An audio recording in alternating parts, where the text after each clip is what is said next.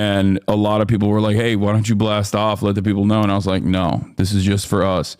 So I'm so petty. I will literally take that. I'll take the extra L in terms of analytics just to go the step, just to go the distance, just to go the extra step. If you hate video games that much, like okay, well, sucks to suck. I will not be blasting off for all of the people that left thinking, oh, Hassan will never cover news again. They don't deserve it. If they miss out on the news coverage, that means that they had the capability of watching and chose not to. Okay? I'm petty. I don't care. I'm petty. I'm petty white. I might play Kingdom Come today. Your tank gameplay is good. Thank you. The thing is such a you character. I mean, it's sick. Second out. Okay. I had a couple clutch moments with the thing as well. That's right. There was a couple moments where like, I mean, look, I wasn't carrying by any sense of the word. I'm not saying that at all. But there were a couple instances where I think like, you know how a Jeff character, stop ruining trash taste. How does it feel, JD Quattro, that your favorite podcast, Hassan got cooked, we are here for the fall off, Ludwig is a cuck, W Ethan video. I don't know how you exist in this space where your favorite podcast, if you are actually a trash taste watcher, how does that make you feel that I'm friends with those guys? Like they like me, they know my worldview, they understand that it's not, this harmful thing that you think it is. Doesn't that make you kind of reconsider things a little bit? Or are you just going to further fall into this weird QAnon style conspiracy where you think it's because Hassan has everybody by the balls? He runs the whole world. He runs the whole universe of influencers online. That's what hero shooters do. Even if you're the worst player on the team, you can still have huge moments that feel really rewarding, and the opposite is true. Yeah, that's basically what happened in a couple instances where I just had like a couple clutch moments. The head clipper is pumping the trash taste. YouTube replies story heavy. Yeah, I don't understand it. Like I mean I do understand it. It's a way to try and make me come across as toxic, but like I don't get why most people don't understand that like all you're doing is just basically burning bridges with other content creators. Like this is just making you seem weird to most people.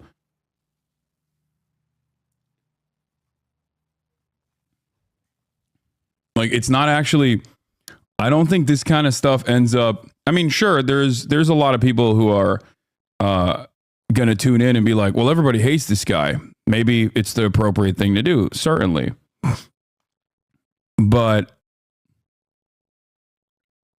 it's a perfectly normal episode with very little politics, with the exception of them asking me what I'm doing. And I was like talking about how I was planning on interviewing some people. It's just odd, it's odd. And there's no regulation around it. Like there's not really anything you can do about it. You know what I mean? You just gotta let it happen. It is what it is. You feel me? LeBron or Jordan, greatest of all time? Yeah, Jordan, not even close. LeBron's a better shooter, better passer, better teammate, better scorer. Charlie Kirk wrong again? Wow. Incredible. Wow. How shocking. He makes bums play good, bro. Greatness is impact, is influence. You think that LeBron has had more influence than Michael Jordan? Yes. Okay, that part I don't know if I agree with. Like I feel like Michael Jordan. I mean, I'm a LeBron dick rider. I'm a LeBron dick rider, but Michael Jordan's influence is crazy. Michael Jordan literally, I mean, Jordan's, the brand in and of itself is like still one of the most important things that has come out of that era. You not riding hard enough? I mean, look, I love LeBron James. I think he's the greatest athlete of all time. I think he's better than Michael Jordan. These are things that I absolutely believe because they're factually accurate. But in terms of influence, I would say that Steph Curry, for better or for worse, has also been a profoundly influential figure in modern basketball and the way that we currently play the game and the way that we currently watch the game. Like, I wouldn't say that LeBron James is a mutant. He's a freak. Okay. He is a god amongst men, but I wouldn't say that he's like particularly influential in the way that he's impossible to replicate in some ways. It'll kind of be like Wemby. If Wemby's development pans out and he doesn't get injured, even though he's injured right now, like it's not a replicable thing. You can't be LeBron. You just have to be LeBron. You know what I mean? Whereas Steph Curry, I think, or even Michael Jordan, I think, can be more influential in certain aspects of the game because while they're freak athletes themselves, while they're also freakishly talented themselves, like their stat, like especially for Steph Curry, I'll use this as an example. Steph Curry has literally redefined the game of modern basketball as it stands currently. Like if you look at shot percentages, like Steph Curry has quite literally, maybe for the worse, a lot of NBA fans actually hate this stuff. Maybe for the worse, has unironically had more influence over the game. I wouldn't say that LeBron James has had a similar influence because his domination is not replicable. Whereas you can try to actively become a better 3-point shooter. You can't necessarily become a 20-year, a 20-year, basically a 20-year power player that can play virtually every fucking, virtually every role. He taught the league how to flop. Okay, that's ridiculous. All right. Also, what's the most popular sport on the planet? Football. What's the sport that they flop at the most? Football. Okay. Excuse me. That's probably a good thing. So shut the fuck up. Yeah, he's the GOAT at flopping too. How about that? LaTravel James? Yeah, okay, dude. Yeah, LeBron James is the only NBA player that travels. What are we doing? The LeBron hate has gotten completely out of control. Yeah. Yeah, modern NBA. Modern NBA, LeBron James, famously the only player. Famously, no one has ever traveled before LeBron James. Okay, y'all sound like a bunch of unks right now. Y'all sound like a bunch of 50-year-olds who are like, back in my day, they had a closer rule to FIBA. They just let these young whippersnappers get away with all kinds of carries. I don't like it.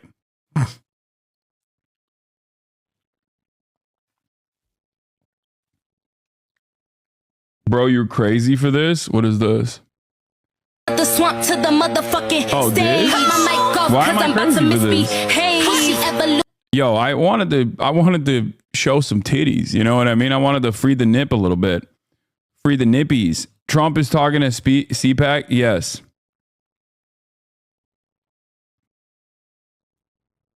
The fuck? Dude, for a second, I literally thought you were a schizo poster. Only until after I read the whole thing, I was like, oh my God, it's Grimes. Oh my God, I genuinely, because there's like a bunch of people that unfortunately are in a dire medical situation where they think that we're in like a real relationship online or something. And it's a sad state of affairs. And I thought you were one of those people who was like posting. And then I realized you're actually just doing the Grimes thing. All right. Now that I've insufficiently defended my GOAT LeBron, because I do still think he's better than MJ, of course. I'm mentally fine, but you're my best friend. Oh, nice. Okay. Anyway, what was I going to say? Oh yeah, Trump is CPAC. Burgerreich. Hamas releases last alive hostages. Later we do Saturday. Funday. Fun reacts galore.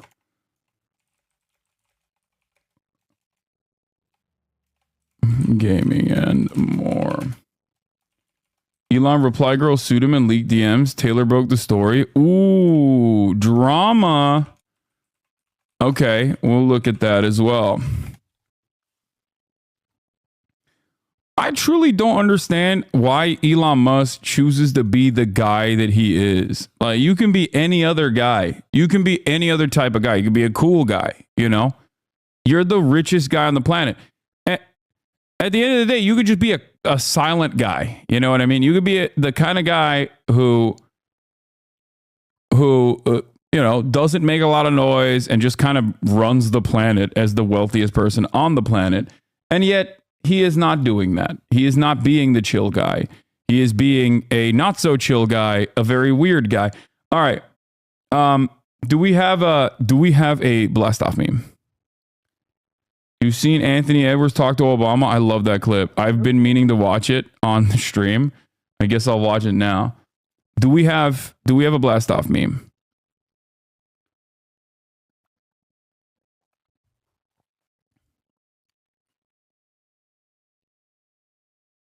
What is this? Panocha is a vulgar Spanish slang term for a woman's vulva. Is a feminine noun that's commonly used in Mexico and among Mexican Americans. Did you hear J. Cole is back? I saw a video of J. Cole dunking and it genuinely changed my whole worldview. Like, it changed everything. It changed everything about the way I see the world. I'm a simple man, okay? Impressive feats of athleticism will immediately make me think higher of you.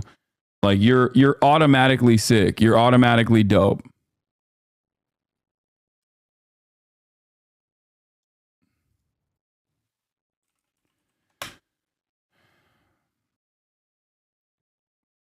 Just do the Grimes copy pasta, but with the LeBron pick.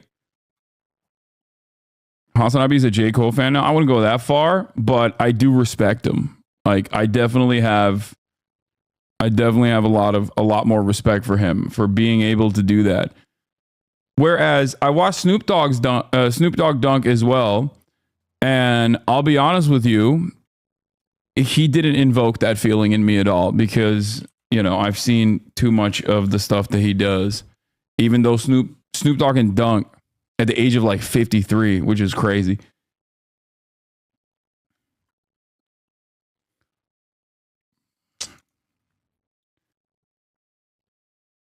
Anyway, Trump is CPAC, Burgerreich, come on, really. I can't even talk, dude. That's LeBron's age. Okay. When you try to disparage the GOAT like that by saying he's 53, all you're doing is unironically making him look cooler, because every single person that sees that goes, oh my God, how is he still such a dominant force in the NBA at the age of 53? That's like when people suspect me of using steroids. You know what I mean? When they come in here and say, Hassan, you're a steroid user, be honest about it. I'm like, oh, that's a compliment, you know? We're going to do Trump in a second. I want to watch Anthony Edwards first to get this Sunday or Saturday Funday started off in the right way, okay? Even with Obama around, Anthony Edwards is still going to be himself. I love this back and forth, okay? Y'all better stand down. I'm the truth. He said to Barack Hussein Obama, y'all better stand down. I'm the truth. Yeah, he's the truth. He said it's the truth. Yeah. He boy know. I guess. I don't think Anthony Edwards understands. Like, Barack Obama has killed people. Okay? like a lot, as a matter of fact. You are not just talking to any human being.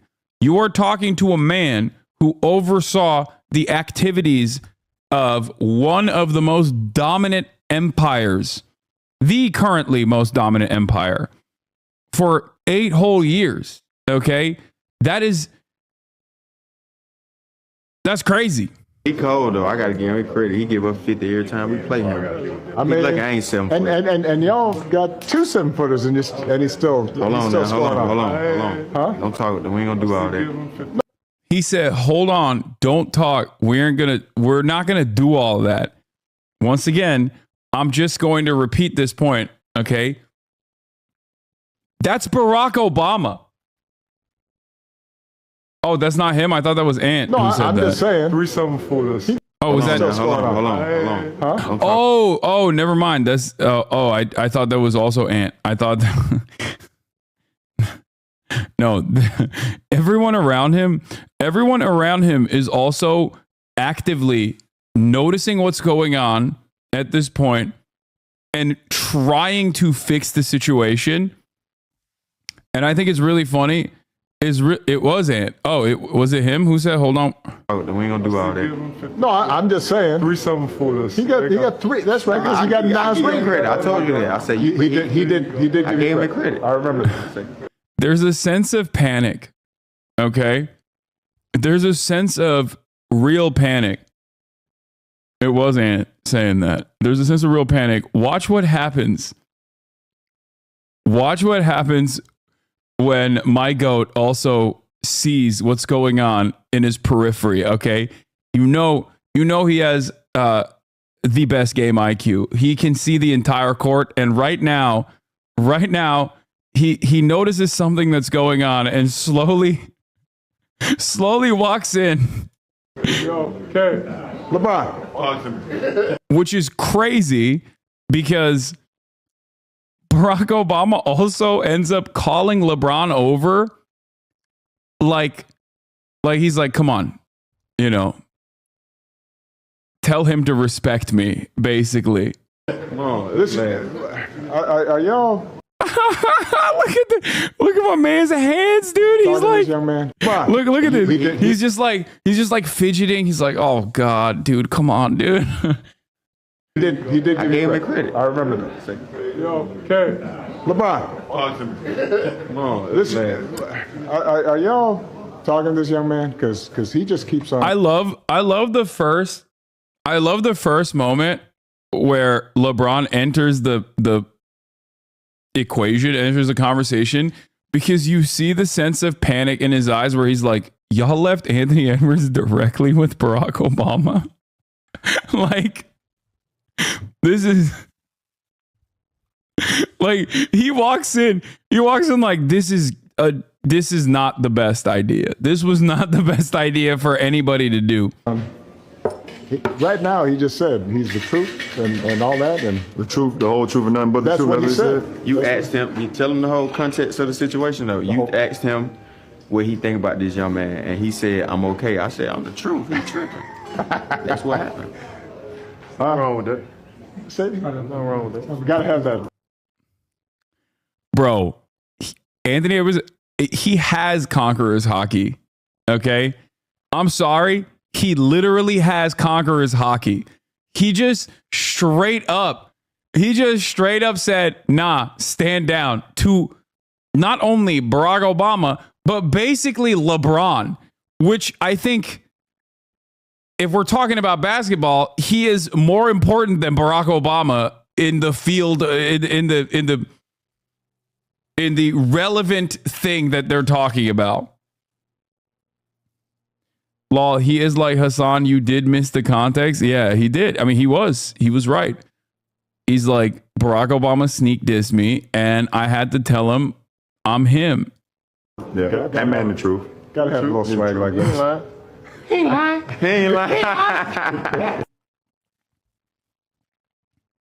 I love that. I love that so much. Anyway, Obama was downplaying Ant's role. He was saying the team's success because there were 2 7-footers. Ant was taking the sneak dissing. He was getting little bro by the president. and still gave props to Embiid.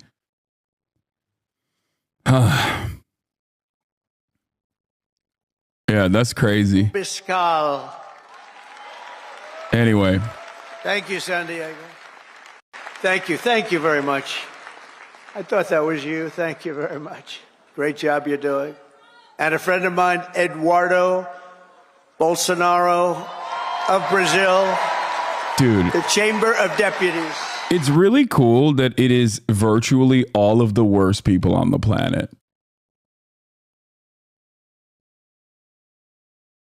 It's awesome. Like, if you're just a bad guy, if you suck, if you're just a bad person who sucks, okay, Donald Trump likes you and you're a part of the network.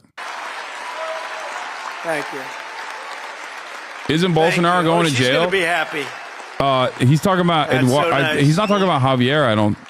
We love our first lady. He's talking about one of the sons, so I many think, incredible right? supporters here today. We're going to forge a new and lasting political majority that will drive American politics for generations to come. I think we're going to do fantastically well in the midterms. You know, in theory, the one that wins the Javier, Jair, sorry. But I think this is going to be a change. I said Javier. That was a racism moment for me. I apologize. A bigger, better, stronger party than ever before. I'm sorry. More people in our party than ever before. But the people have given us a resounding one of them, mandate for Jose, dramatic change in Washington. Jose, and we are going to deliver Bolsonaro. it. We're going to use it, and we're going to make America great again by using it. So it's going to be something. But think of it, at the presidential level, we won the popular vote by millions and millions of votes.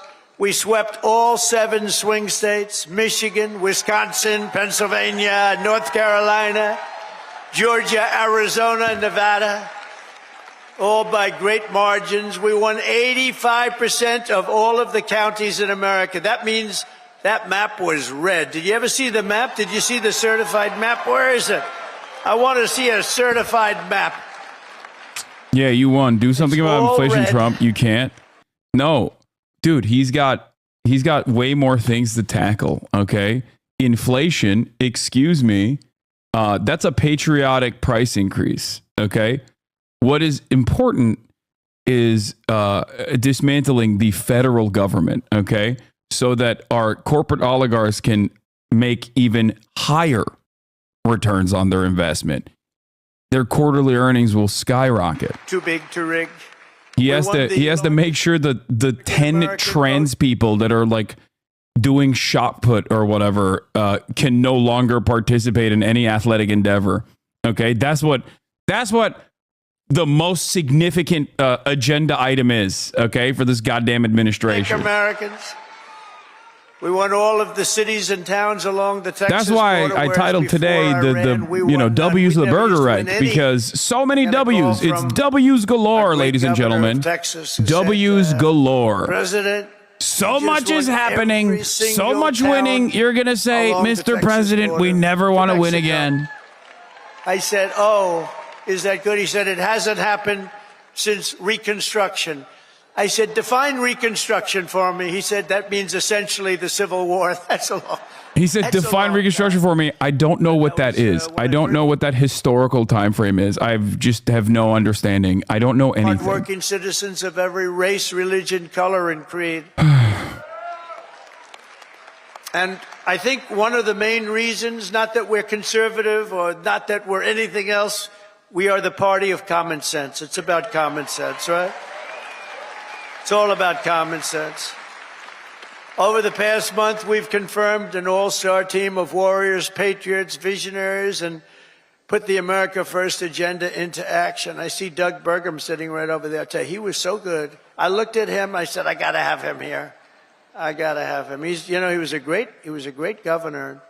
He's involved with a little thing called energy. He's got the Department of Interior, and Chris Wright has the Department of Energy. So Chris has no energy, and Doug has all of the energy. Chris has more interior, but he doesn't have. So I merged them. So now you have an energy guy, and you have the guy with all the energy, and you're going to drill, baby, drill, aren't you, huh? Drill, baby, drill.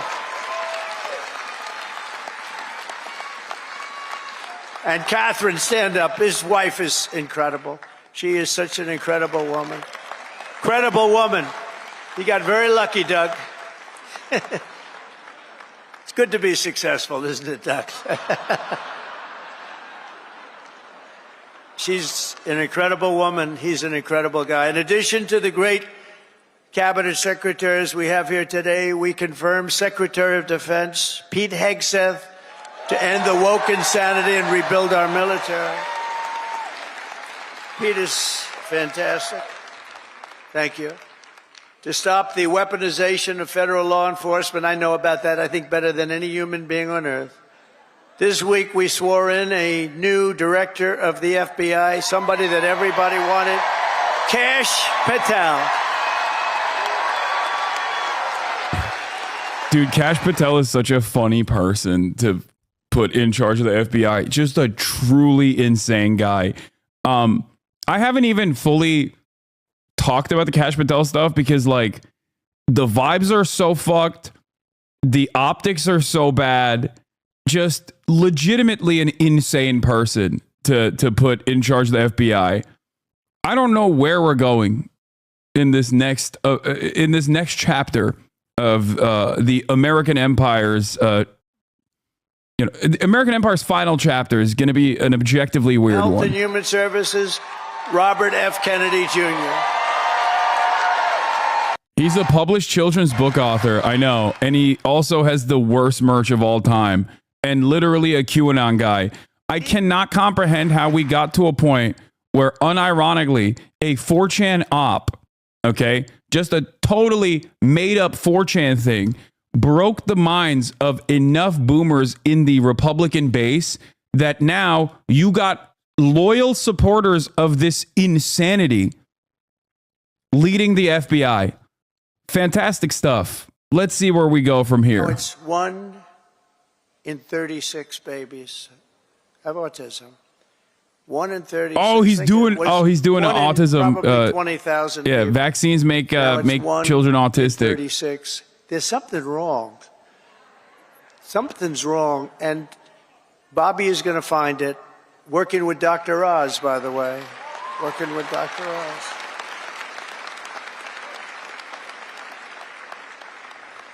Together, we've achieved more in 4 weeks than most administrations achieve in 4 years. We made a lot of progress. I heard O'Reilly last night say Donald Trump, for the first 4 weeks, is the greatest president ever in the history of our country. That was O'Reilly.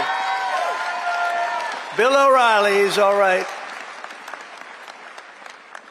You know who he said second was? George Washington. That's not bad. I beat George Washington.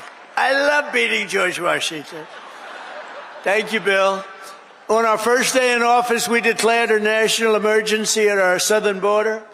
After years of politicians using our military to defend foreign borders while leaving our country defenseless and helpless, we deployed a group of people, active duty troops, to defend our border and repel the invasion of our country. This was an invasion. You know, we had a great first term, a really great first term, and I called it an invasion. And we had great numbers, but now we have the best numbers we've ever had. We've never had numbers like this. We've done it all in 4 weeks. Think of it. That was Tom Homan, Kristi Noem, the whole group. On day one, I ended the catch and release. I reinstated Remain in Mexico, and I signed an order that will end birthright citizenship for the children of illegal aliens.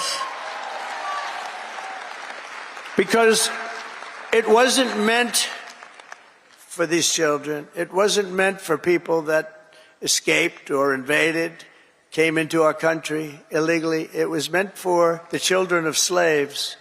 Because when it was done, many, many years ago, it was during a very tough period in this country's history, and that was meant for the children of slaves. I wish people would understand that so they could get this thing approved, and we don't have millions and millions of people coming into our country and they shouldn't be here.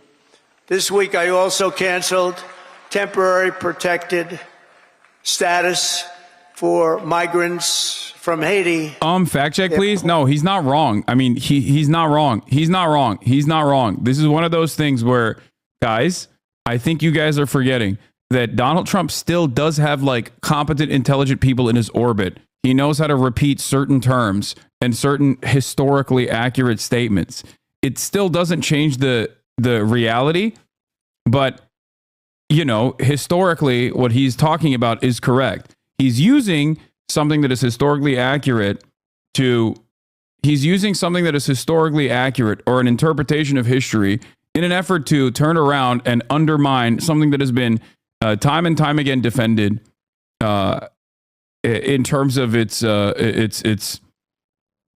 guess I was about to use the term super precedent, but it doesn't really matter anymore because so was Roe v. Wade. I'll bet nobody knows her last name. Nobody ever knows her last name. Even during the campaign, you'd have to say Kamala. It's strange, you know, a little different name. Kamala. Yeah, also, destroying birthright is not appropriate in any way, shape, or form. It's like one of the only good things about this goddamn country. God, we're destroying everything that is good. Whatever remains about the United States of America that was kind of good, we're just going to dismantle. What's next? You have the right to retain a lawyer. Gone. Okay. How to beat two? We beat two. I didn't beat. You beat. Literally, like, there are very few things. There are very few things that make America stand out, okay? And unironically are good. You finally admitted there's something good about America. If you've been in here long enough, you've heard me say this all the time. I think freedom of speech and freedom of press is good, okay? In both principle, not unfortunately in its application in America, it's always been one-sided, but it's not necessarily a bad thing, okay? It's a good thing. Same goes for the right to be able to retain an attorney no matter what, and that the state can provide you one if you don't have the finances to be able to retain an attorney on your own. That's a good thing, okay? Like, due process, good, very good. Cutie said pack gloves, pack a hat and gloves. She wants to film the pod outside. Yeah, that's fine. I got it. They aren't even specific to America, just general liberal principles that are widely accepted across the West. No, but a lot of other Western liberal countries sometimes have weirdly worse rules around this sort of thing. Birthright is unironically one of the best parts of American society. It's like America's interpretation of immigrants. Like, understanding that we are a nation of immigrants is literally one of the best aspects. That is straightforwardly one of the best parts of the United States of America. It is what has made the United States of America maintain its dominance. Okay? A young lady who's right now going for the Department of Labor, and she tends to be a little bit on the slightly left of center. And everybody said, why did I do that? I said, you know why I did that? Because unions like her and labor likes her and a lot of people like her, and she's very solid, very strong, and she's going to do the right thing. But they Why is the audio so low? They didn't vote for me. They voted for us. We got the Teamsters. We got the firefighters. We got the police. We got the auto workers. We're so great. We had tremendous support. So I think it's nice to give them a person in the center, because that's what she's going to be very good, I think. But a lot of people said, why'd you do that? I said, because I want to do something nice for these people that voted for me. Oh, gee, what a great political move that was. Now they're all saying, what a great political move. No, it's all common sense. Remember that. Remember that. Sean O'Brien was fantastic. For the birthright citizenship to be removed, the Supreme Court would have to rule that the Constitution is unconstitutional. It's not going to happen. We've begun the largest deportation operation in American history, larger even than that of President Dwight D. Eisenhower, a very moderate man, but he was very strong on that. He didn't like people running into our country and taking over our country. I'll tell you, I had 4 years. I don't know if you had this. I couldn't stand it.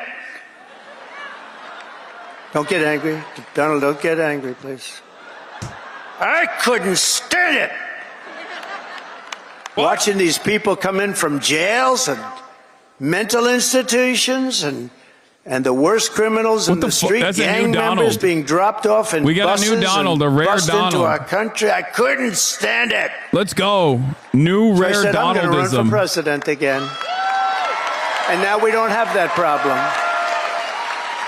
Now we don't have that problem anymore. He's amping up the rhetoric? No, he's not. He ran on this straight up. We don't have that problem anymore. We now have the best border we've ever had. And by the way, if they can ever find my world's favorite chart ever in history, I'll show you what it was when I left. And now it's even slightly better. Can you drop that chart, do you think? I don't know. I never tell them about this, but they used to drop it like magic. If they can, they'll drop it. Who the hell knows? But it's my favorite chart. My favorite chart in history. We're liberating communities like Aurora, Colorado, and Springfield, Ohio, that have been occupied by illegal alien criminals from all over the world. We're rescuing the Americans whose jobs have been stolen, whose wages have been robbed, and whose way of life has been absolutely destroyed. And under the Trump administration, our country will not be turned into a dumping ground. We're not going to do it. We're going to have a great country again. It's going to happen soon, a lot sooner than you think, and we're going to have so much money coming in from tariffs. Oh, you're going to say, your senators and your congressmen are going to say, please, sir, please, you're making us look so bad. We have so much money coming in. I didn't know this was going to happen. Please don't do this to us. We look very bad. But they're great. They're doing well. I tell you, the Republican senators they're sticking together. The Republican congressmen and women are sticking together. Every once in a while, you have one that wants a little action or something. I don't know what it is. It's so sad to see. I just hate to see it. I hate to see it. But they're sticking together. One thing about the Democrats, they have rotten, horrible policy, the worst policy in history, but they stick together. We have great policy, but sometimes they don't stick, but they've been sticking for us. They've been sticking. And I think the Speaker and the leader have done a fantastic job. That's Thune and Johnson, and I think they've done, two guys really working hard and they're really doing a great job. But we have a lot to stick with. We have a lot to stick together for, because what we've done has never been done before. Nobody's ever seen anything like this, and nobody's ever seen 4 weeks like we've had, especially the 4 weeks, the first 4 weeks. You know, that's like if you golf, when you sink that first 4-footer in the first hole, it gives you confidence. On the next hole, you sink another one. Now you go into that third hole and you can't, and by the time you get to the fifth hole, you feel you can't miss, right? Like a baseball player, he gets up and he hits our first one, and then the second at bat, he hits that one. And, you know, and we have great confidence, and they've lost their confidence, as I said. I think it's cool that we just now live in a totally separate universe. I know I've done this thing where we'll look at like Asmongold's chat while he's watching, you know, like a video game stream, and how predictably they start spamming DEI. But I'm truly fascinated with the other side of America at this point, where Donald Trump, a New York real estate billionaire fail son, rambles on and on about golf during a historic period of inflation, okay, after, you know, defeating the Democratic Party due to the cost of living crisis and how he said he was going to fix it, only to seemingly make it worse with a lot of the insane actions they've taken so far in dismantling the administrative state, okay? And we're over here watching him ramble on and on about fucking golfing, and I'm wondering how do people who like this respond to what they are seeing? I want to see this. I want to see. Hold on. Let me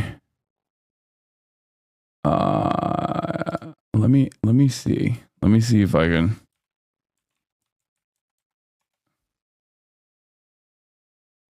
Is this the correct one? No, it's not.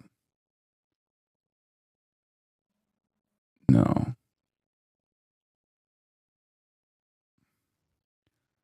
I want to see the more. I'm morbidly curious about it. Crooked Joe Biden.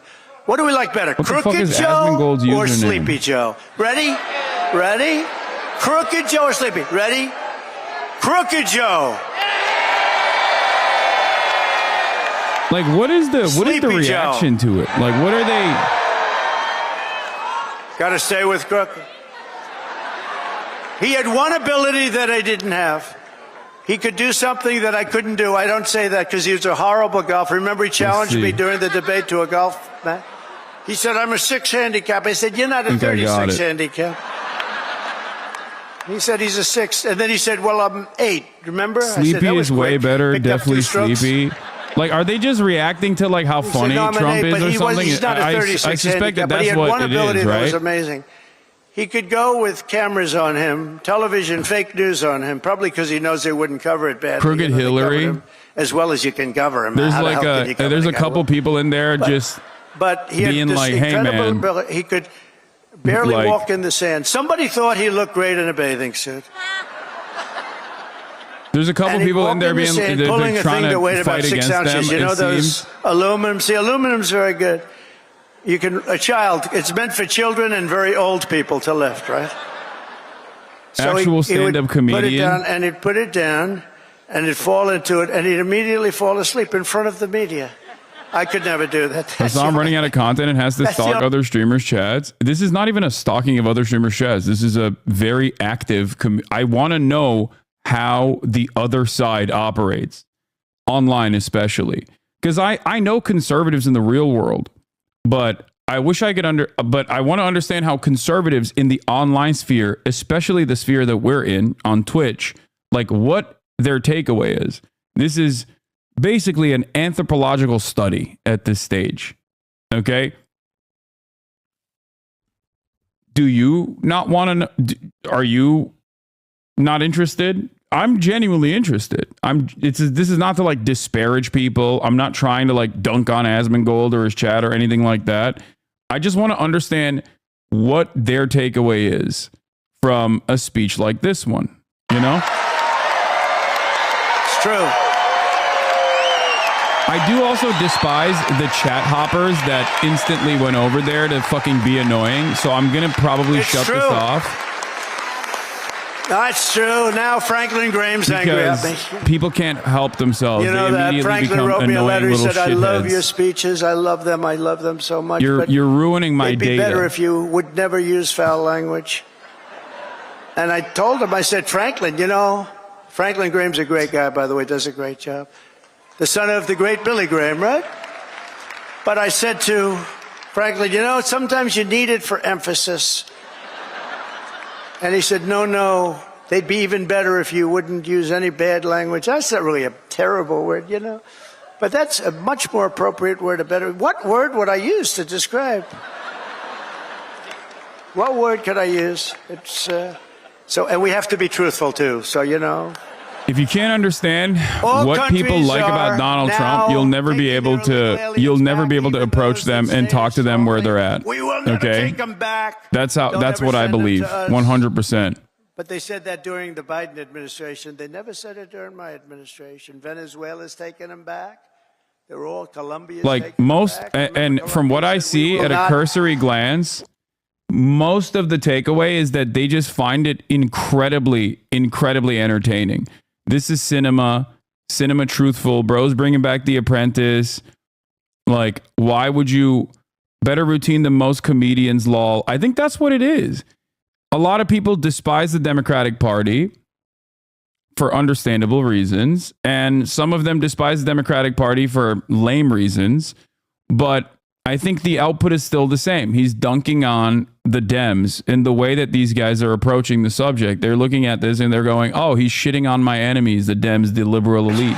Biden didn't want to do and nobody wanted to do. It's true.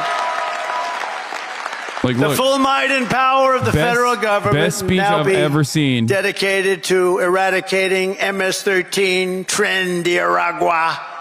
That's the Venezuelan prison gangs. These are very nice fellows. The only thing good about them is they make our criminals look like nice people. It's true. Remember when they used to say, people that say come what you in want about the from dude foreign he's spitting countries are nice people.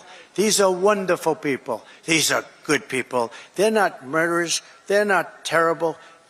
These people make us look like babies. Okay? I mean, we hate the Democrats the here Hells as well. Angels, for the most the part. nicest people on earth. But when you compare them to these thugs. I think And the the Hells reasons as to Angels why actually they love hate the our Democrats are very country. different than the reasons as to why They we actually hate the Democrats. I think I would go so far as to say that my reasons for hating politicians Their across the members board and their leaders in the is United pretty valid. States will be hunted down. I'm talking about MS-13. They're hunting them down. We removed. He tells people what they want to hear. I don't even know if this is what people want to hear. Nicaragua, rooted out, arrested, and expelled from our soil like the savage monsters that they are. We don't have anybody coming up from Argentina. Like, Nobody's look at coming this. up from Hells Angels Argentina recruiting about the skyrocket. to Like, this is a facilitate the conservative. mass removal of criminal aliens. I also This is a totally made up conservative meta where they think like the Hells Angels. If you want to understand like conservative consciousness, they think the Hells Angels are like good guys, right? They're like our American biker gangs because there's like a lot of television series about this shit.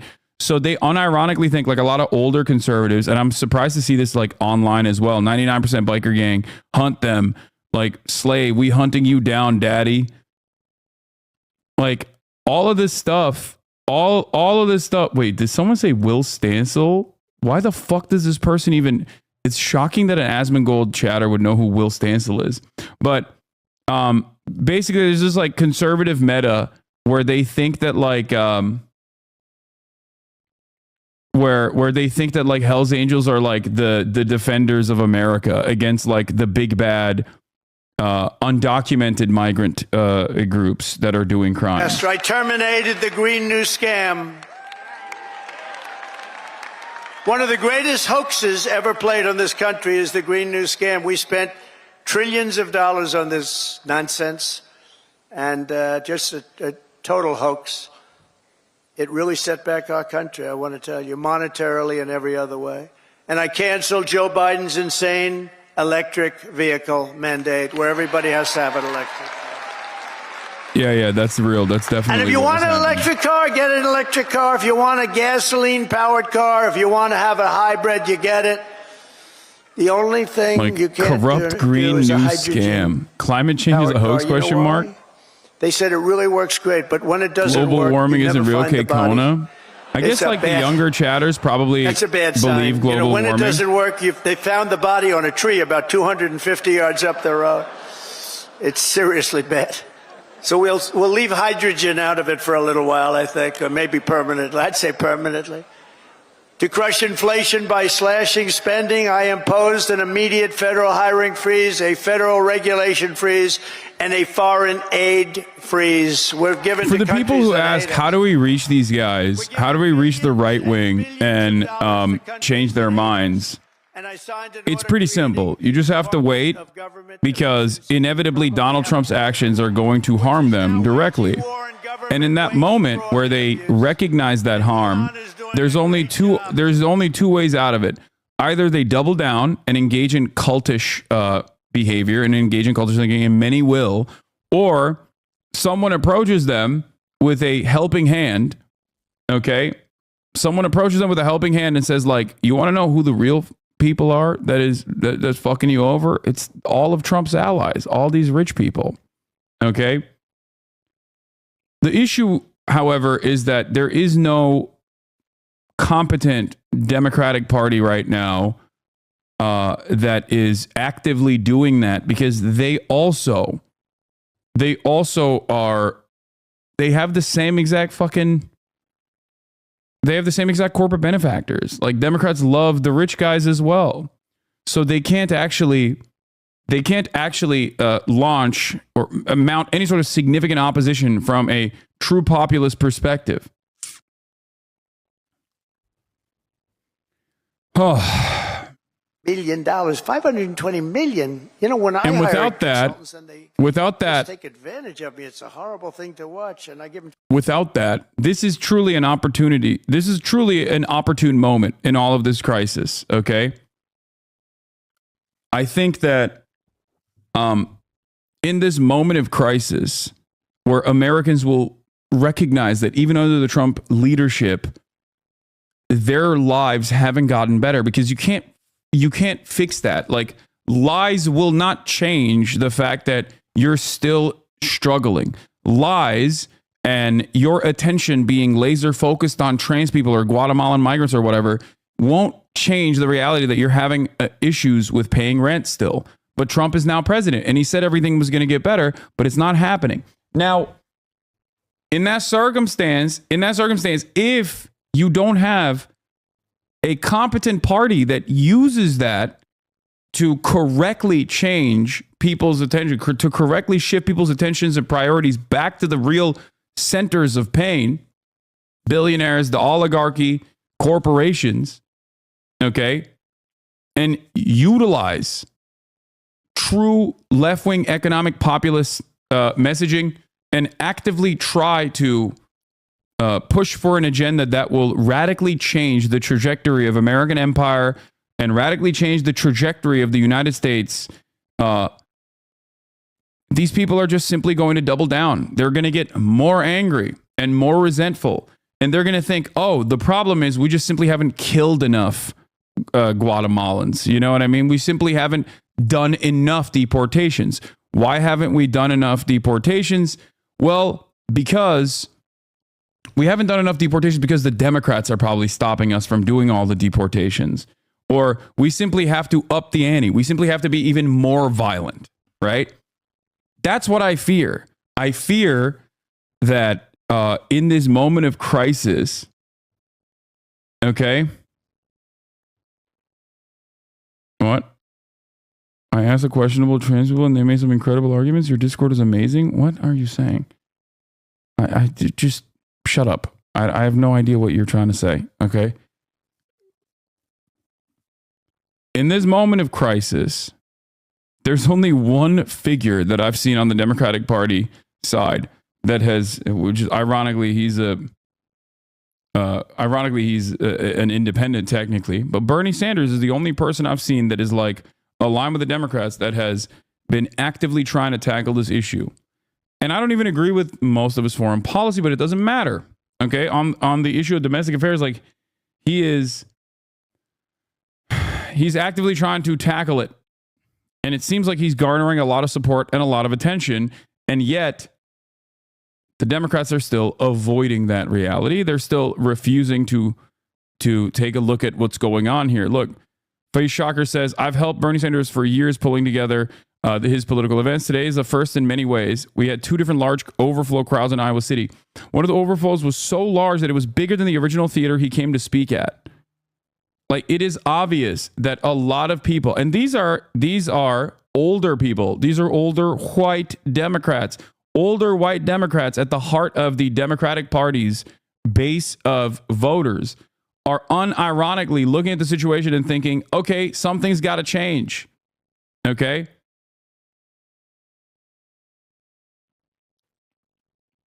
This much enthusiasm with 1 degree wind chill temperatures while every other politician in America is getting tomatoes thrown at them anytime they're in public. Look, it's not too late, but you need to stop listening to the people who told you this guy's movement was the wrong way. Like, it's obvious. This is real. This is a very real thing.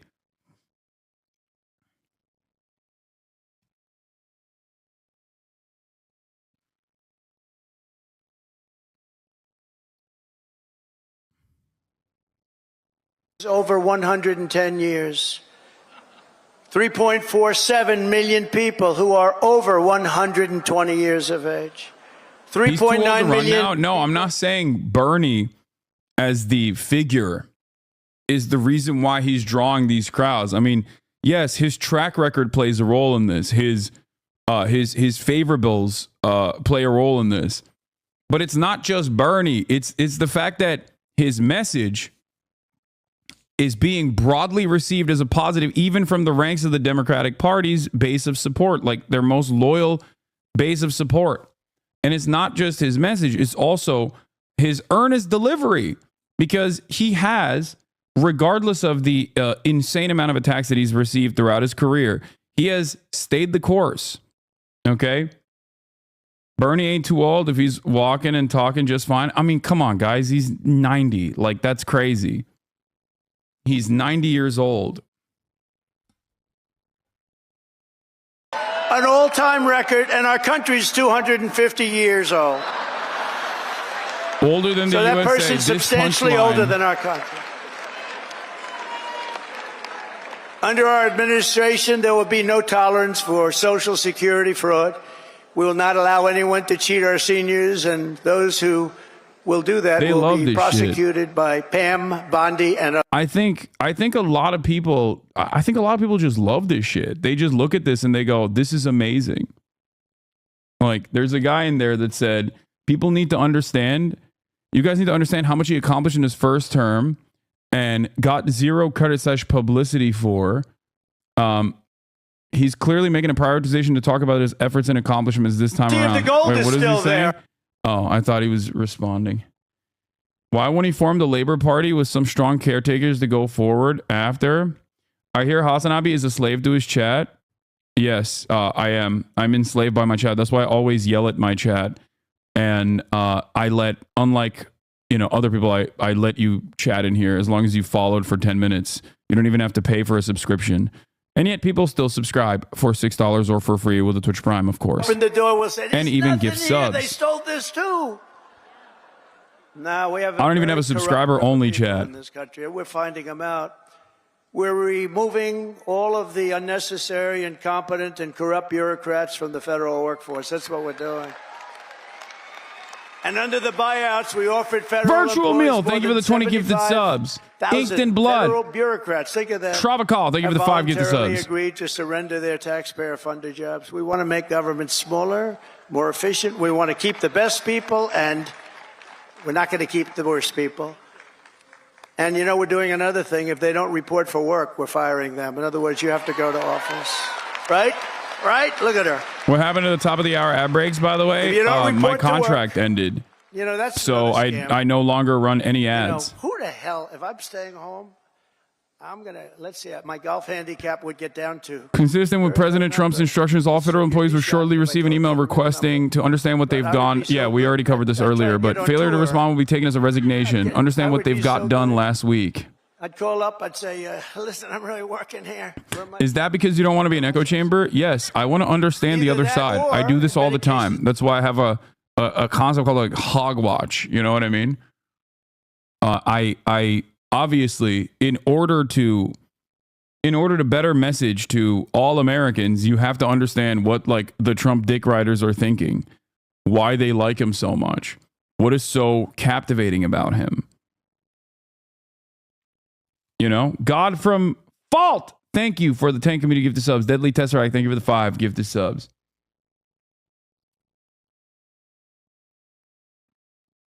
I think it's important to understand where the other side is coming from. And Border Patrol. Beautiful. And at the ultra-left CFPB, which was terrible. So many people have been hurt by that. Hey, I'm just curious, but your Funday streams are always about politics. Isn't that basically the same as your regular streams? Much love, hustle. Yes, obviously, when the president is currently speaking at CPAC, I think it's important to hear what he has to say. I'm a political commentator after all, so yes, I do start off with a little bit of politics on Saturday as well. It's a live speech, and then I move on to other shit. I'm an Indian, she said. Could we see proof of that, please? She said, well, the only proof I have is my mother said I have high cheekbones. Oh, that's no good, right? Remember she went out? I really spooked her, I tell you. Remember she went out, she couldn't take it anymore. I was calling her Pocahontas, Pocahontas. Everyone knew she was not an Indian. I really do think that, looking at, on a cursory glance of Asmongold's chat, it does make me feel like it's just purely entertainment. Like they just think he's fucking hilarious. You know what I mean? They just straight up think he's killing it. Like he's doing killer bits. That's it. I don't think there's a lot of interest in like the actual policy behind it. I don't think that there's any. I don't know if that's because of the way Asmongold covers it, because I'm unfamiliar with the way he covers Donald Trump. Maybe he just says like, oh, it's pure entertainment. It's pure entertainment. It's so funny. He's so based. Maybe that's the reason why the community is reflecting the opinion of the streamer in that regard. Or maybe it's because that is truly what they derive out of the Trump administration. Like they just think it's content. And I guess if you're like a stay-at-home NEET or whatever and not a fucking federal government employee whose job is on the line, then yeah, he is just entertainment. It's like the opposite side of the liberal part of the equation. The upper middle class liberal, professional managerial class liberals who don't have much to lose. And you're still this charitable to Asman in his chat? No, dude, I'm not a fucking idiot. And I want to understand where people are coming from. If you are going to be this resentful, and if you're going to operate on the notion that like me trying to make an assessment on what people like about Donald Trump is seemingly a bridge too far, and that I should be advocating to say that they're all fucking Nazis and they should immediately be sent to the gulags, like, I don't know what to tell you, okay? I think it's very fucking important to understand why there is so much momentum in Trump's direction. Okay? If you don't understand it, then you can never address it. If you don't understand the problem, if you refuse to understand the problem, if you refuse to understand what this fucking dipshit's saying is, why that is like being perceived in such a positive way, then you'll never be able to solve this issue.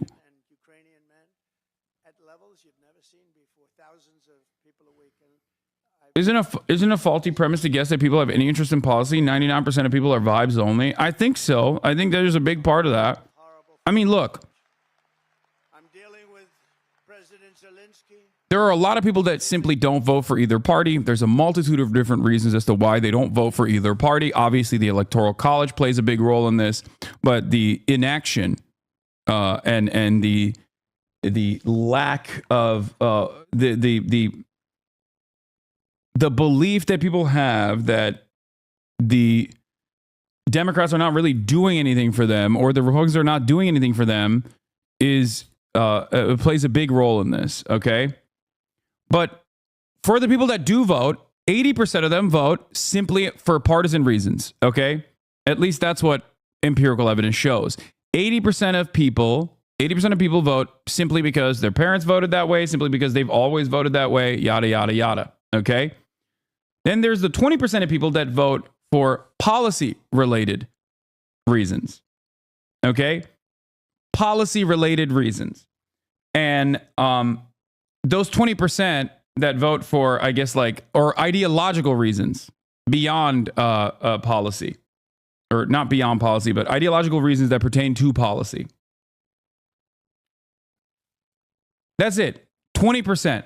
That's it. And there are a tremendous number of individuals out there that simply don't vote at all. So, of course, a lot of the people that do vote on partisan grounds, and it's simply team sport for them. And lo and behold, for many of those people that do go out and vote on purely team sport related reasons, yeah, the stakes are low for them. Both on the liberal side and the Republican side, both on the Democrat side and the Republican side, the stakes are low because they're in the upper crust, okay? They're in the top 10%. They have homes. They're older, right? They have their nest egg. When you start looking at who doesn't vote, you start to recognize that it's mostly poor people that don't vote. It's the most marginalized people in society that don't actually end up voting.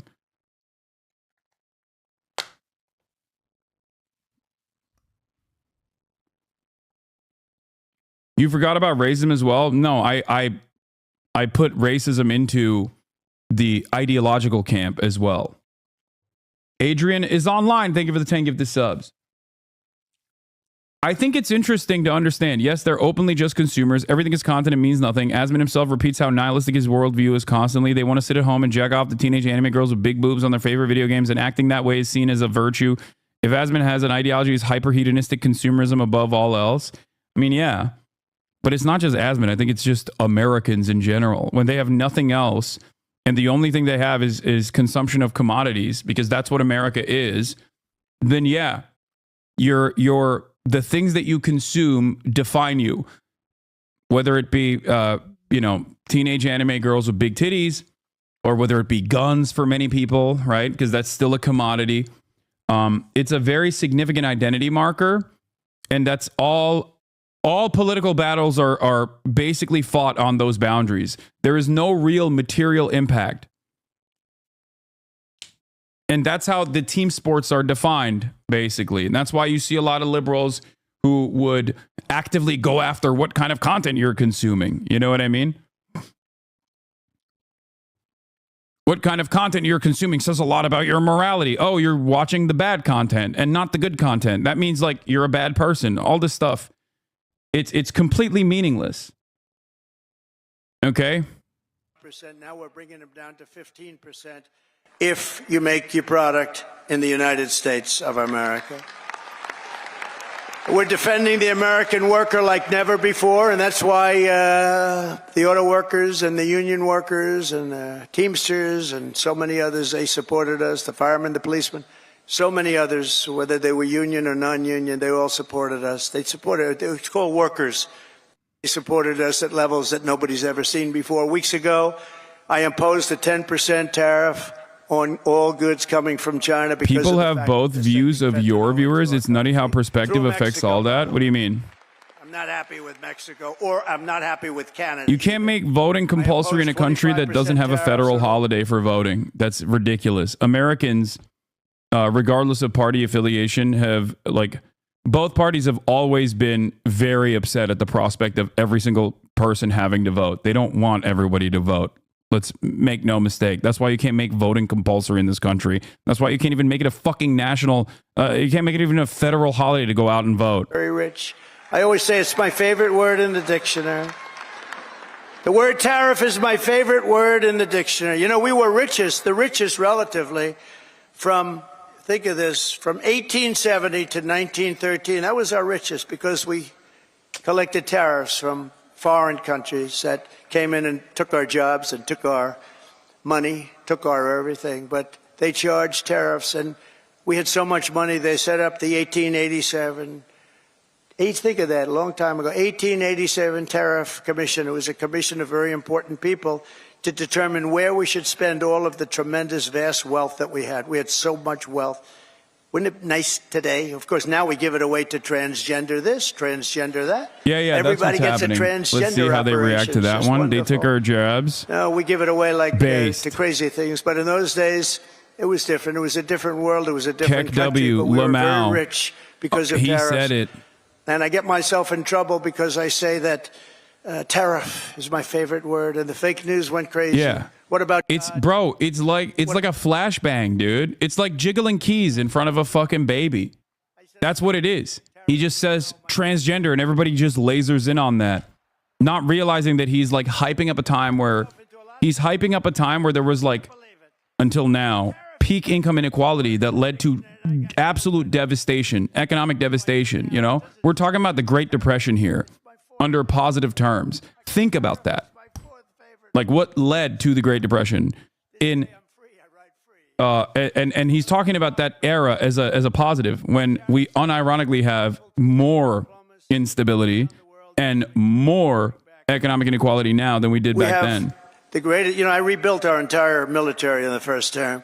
We left a lot of it. He could just be like, robber barons are so good. They're wealth providers and job makers.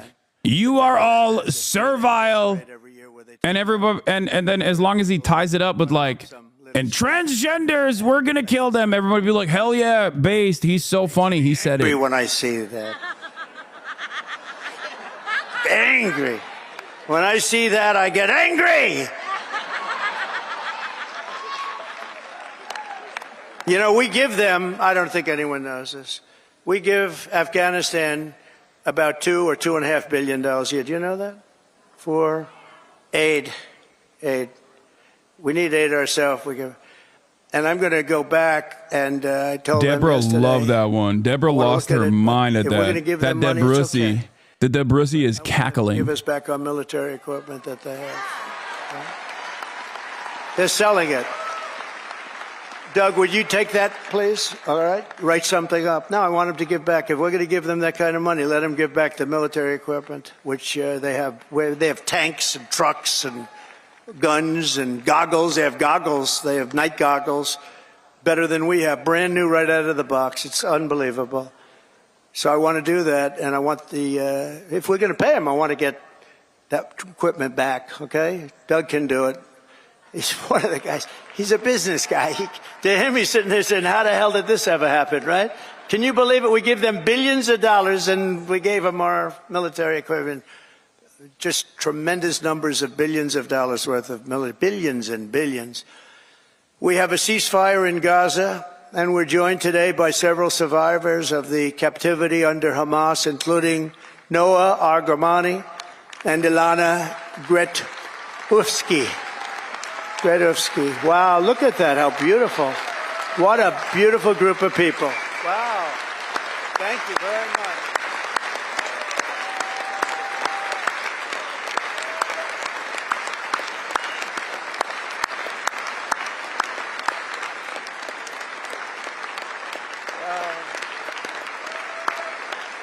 Thank you very much.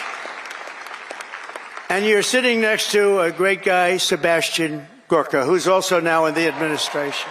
From day one, right, Sebastian? He's been a loyalist from day one. We love Sebastian. Thank you very much, Sebastian. Thank you, everybody. That's very nice. Beautiful. We're going to make it work somehow, you know. We're doing the best we can. We started. It should have never happened. That's the sad part. Would have never happened. If I were president, and I should have been, if I were president, it would have never happened. But it did so. We're doing the best we can with it. Thank you very much. Thank you. Also with us are family members of some individuals who are still hostages, and we will not rest until all of the hostages have been returned back home. Some of them are coming home in very bad condition, and some of them are coming home only as bodies. They're dead. We have a lot of them coming home now. They're dead. They never cut from Trump, even when he's talking about other people. Every other production would cut away from him to show who he's talking about, but not here. Like this, but they're dead. And the parents come to me and they say, please, sir, could you get my son back? How old is he, sir? My son is dead. It's important, just as important as if that son were alive, to get the body back. It's amazing, actually. Amazing. Just as important.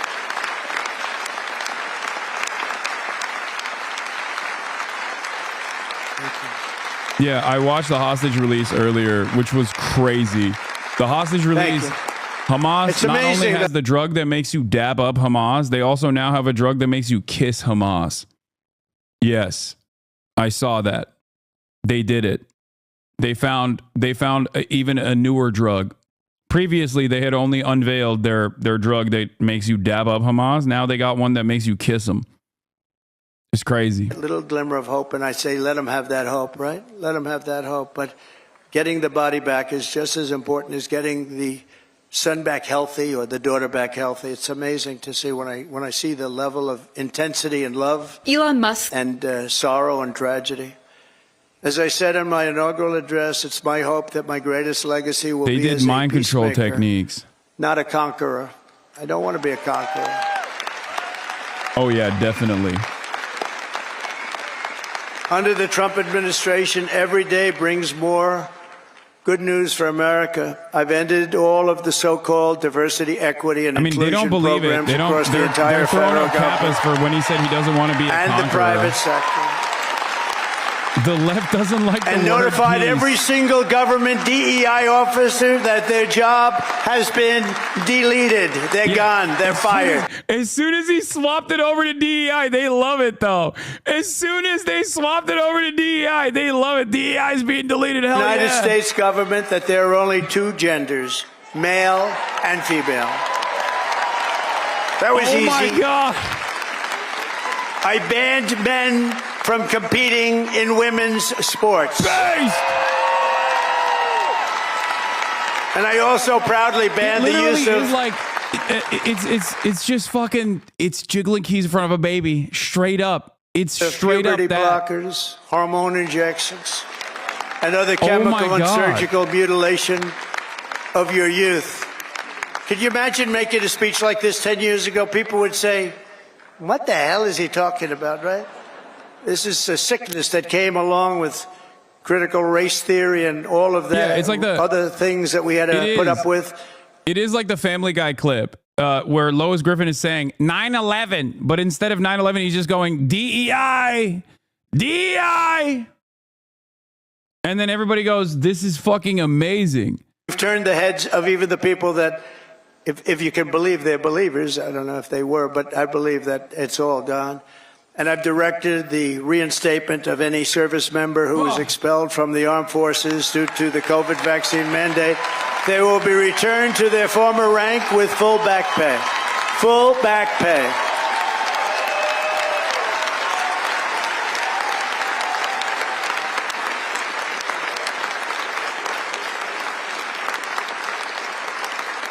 I banned government censorship from your voices and brought back free speech in America. We have free speech. We didn't have free speech. We do have it now, actually.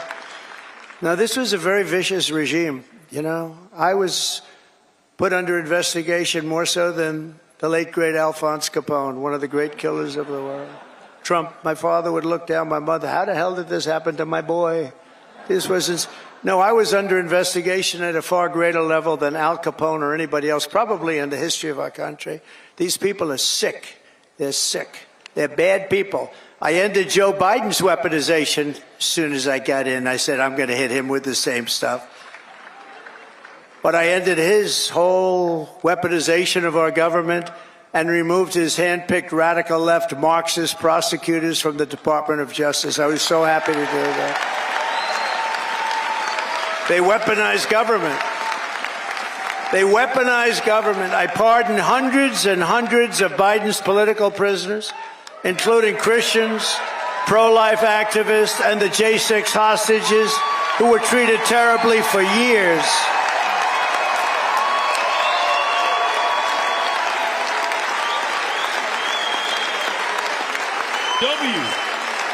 We even got rid of people like Pete Buttigieg, who did the worst job of anybody in the history of transportation.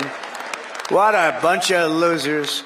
I revoked the security clearances of Anthony Blinken, Jake Sullivan, John Brennan, James Clapper, and every non-patriot who lied to cover up Hunter Biden's laptop from hell. We took away their security clearance. How dare you?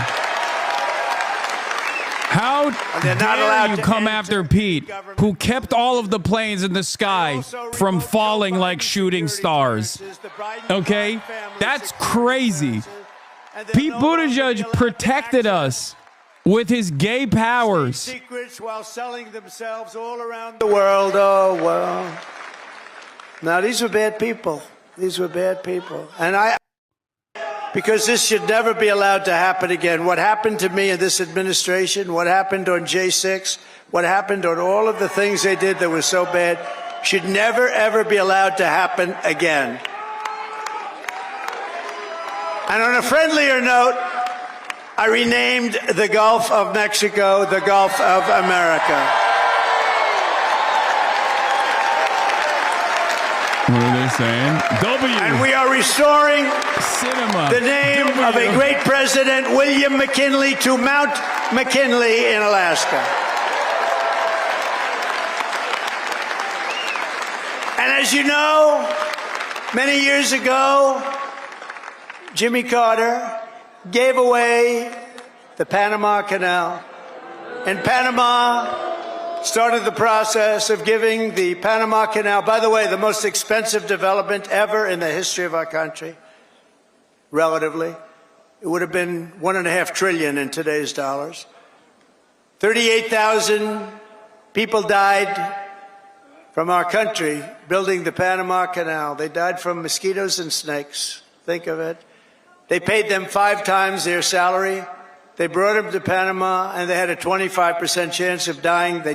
They dug under nets so the mosquitoes wouldn't get them. But we lost 38,000, mostly men, laborers, construction workers, because it was such a harsh way to live. What a president. They True. died, 38,000. Again, it was the most expensive thing we ever built, and they gave it the away TDS for sufferers $1 can't be to blamed. Panama.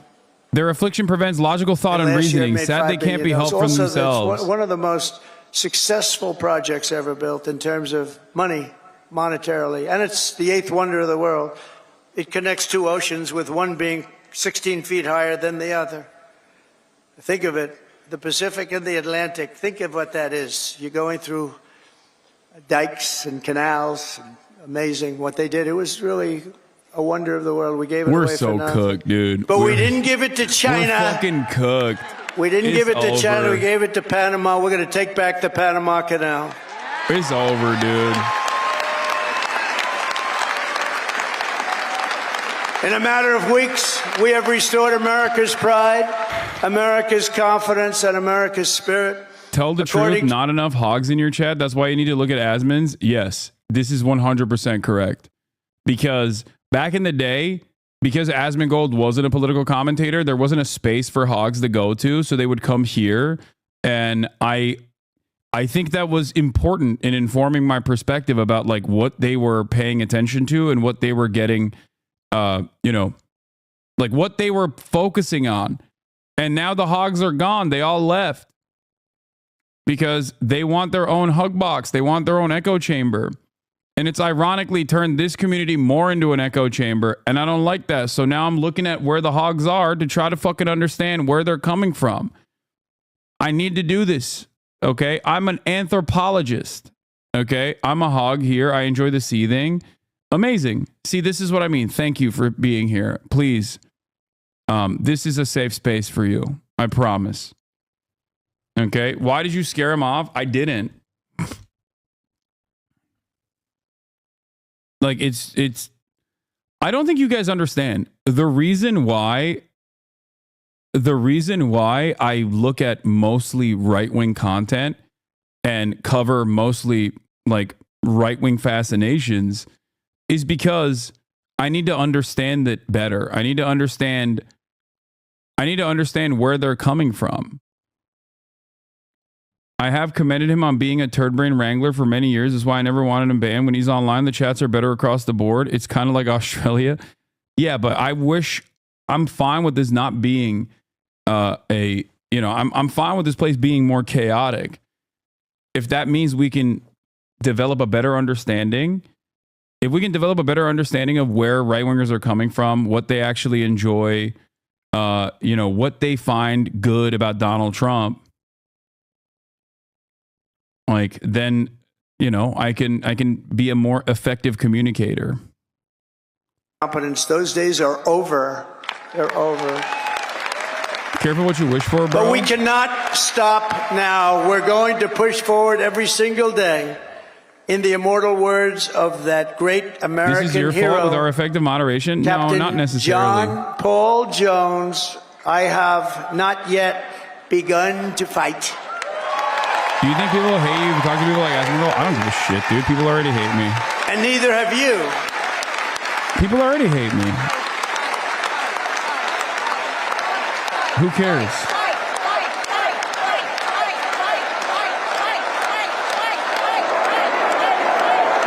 So together for the next 4 years, we are going to stand strong. We are going to work hard. We are going to fight, and win. Thank you to CPAC. Thank you, Matt. Thank you, Mercedes. Thank you very much. Thank you, everybody. God bless America. Thank you very much. He won't. He won't. God bless America. Thank you. He's too much of a New York lib to hit the salute, dude.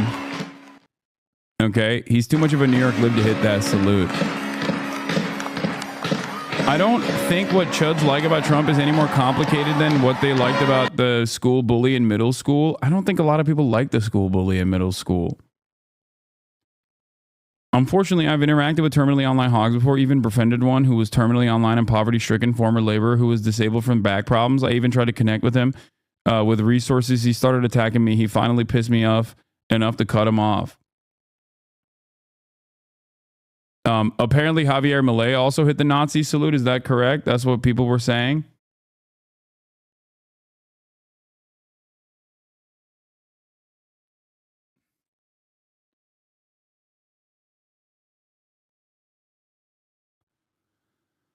Double stroke is the new salute. Yeah, the double dick suck. He loves that. He loves the double dick suck. So,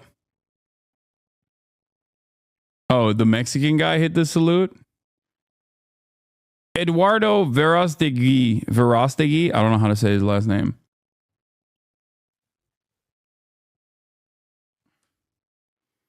Brother, I came into your stream yesterday and you were watching political stuff. Now today you are still watching it. It will rot your brain. Have a break. Maybe watch SpongeBob or something.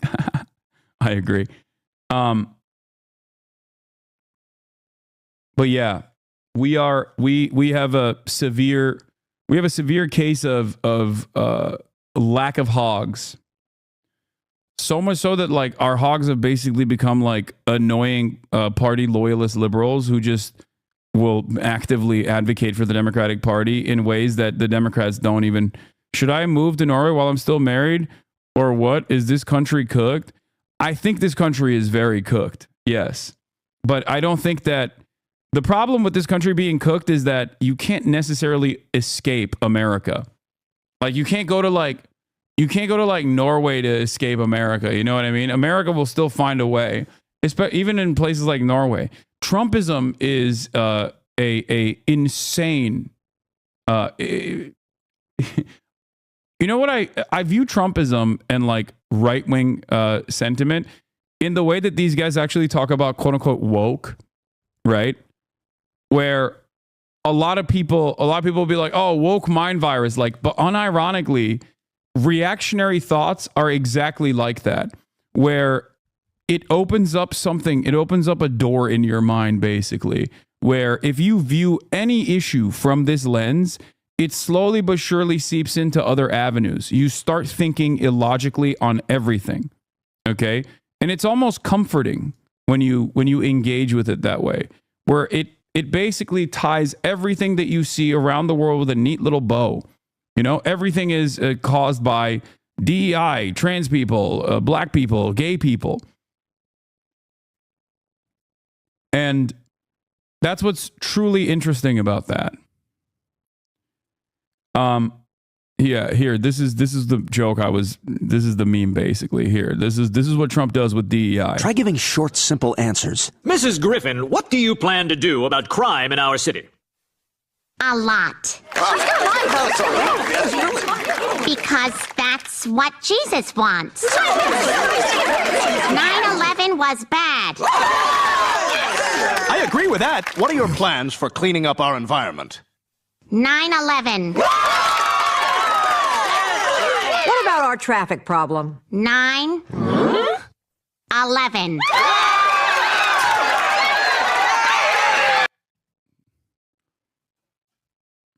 That's it. That's conservatism to a T.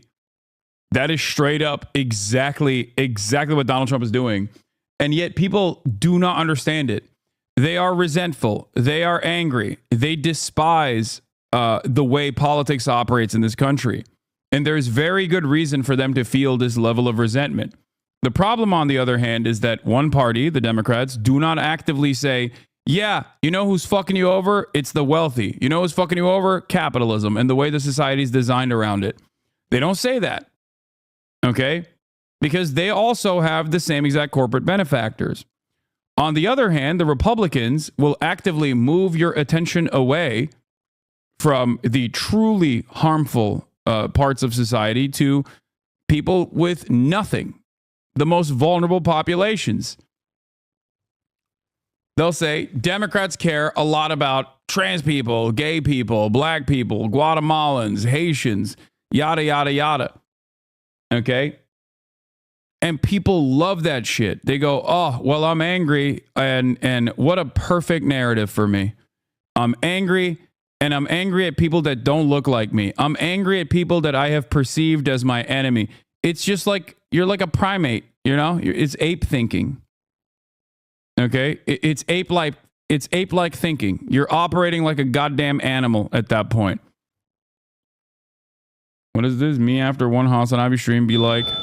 Excuse me, Jesus was black, Ronald Reagan was the devil, and the government is lying about 9/11. Christmas is a pagan holiday. Jesus probably hates you for celebrating it. Ain't gonna be no Scrooges in this house, boy. Sir, would you like to hear about how the government wants you dead by 62 so you can't collect on Social Security? There ain't no such thing as a tooth fairy. Why did they lie to me? Because the truth hurts, Jasmine. The world is a hard and lonely place, and you want to know what else? One day, you and everyone you know is gonna die.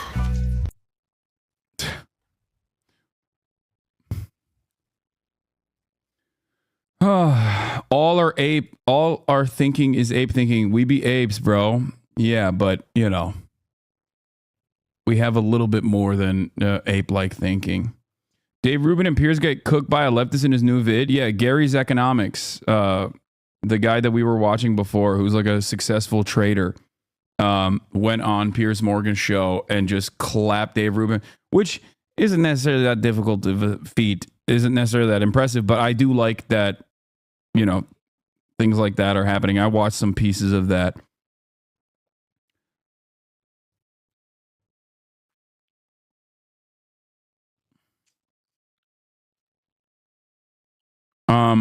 To join the Elon Musk and President Trump's movement. My heart goes out to all of you. Yo, this shit ain't cute, man. It's not. It's not cute at all. I don't know why people are like, yeah, what are you going to do about it? It's wild how quickly it is wild how quickly this shit spreads. Okay.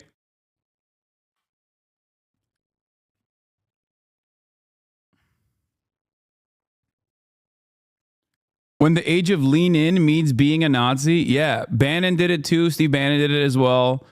Like Elon Musk hitting it unironically made it, you know, made it permissible. Like it made it so that you do that. It's important. Check my logs, please. I'm willing to bet it's not important. And if it's not important, I'm going to ban you. In Mexico, is the Sieg normal? And they do it at inaugurations and stuff. Shine Bomb, the best girlie, did it. Wait, what?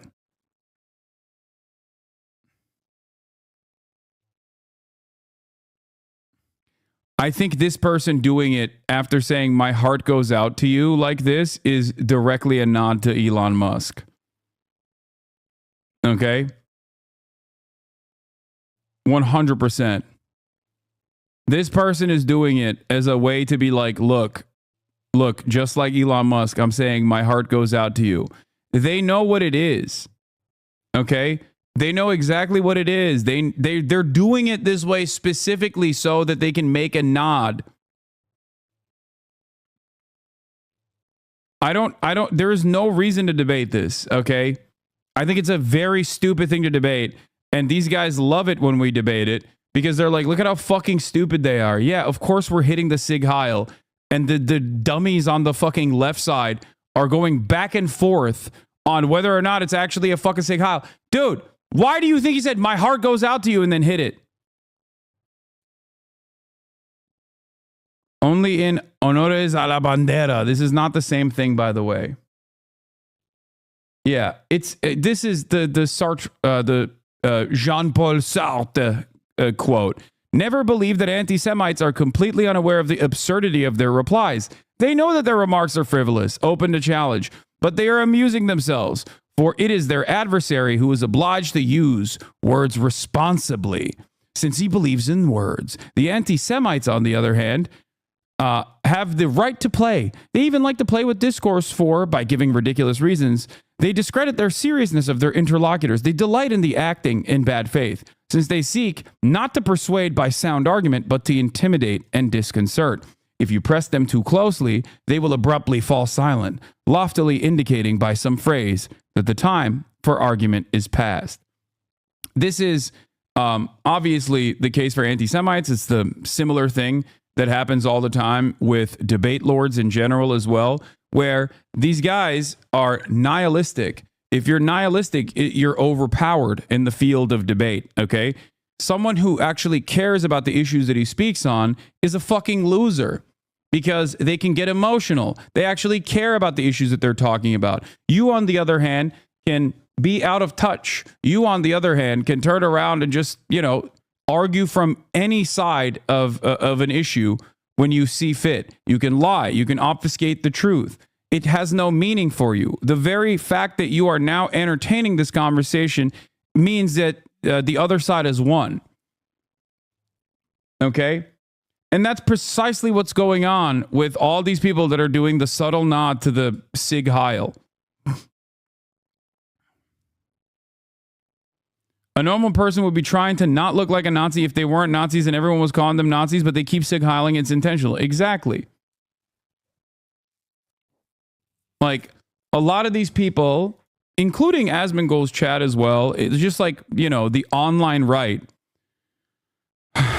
personally do this kind of thing because it's fun for them, because it's a what are you going to do about it moment, okay? That's all it is.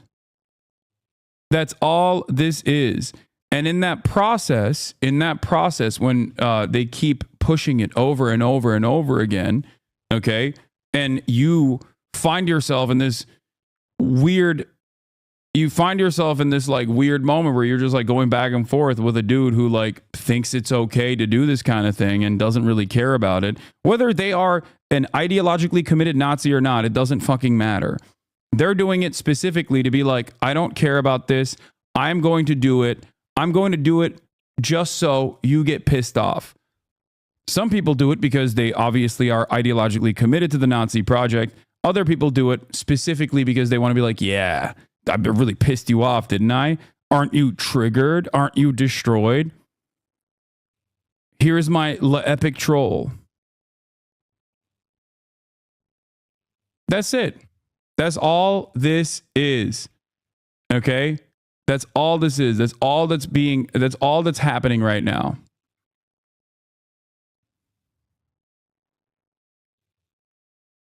Yeah.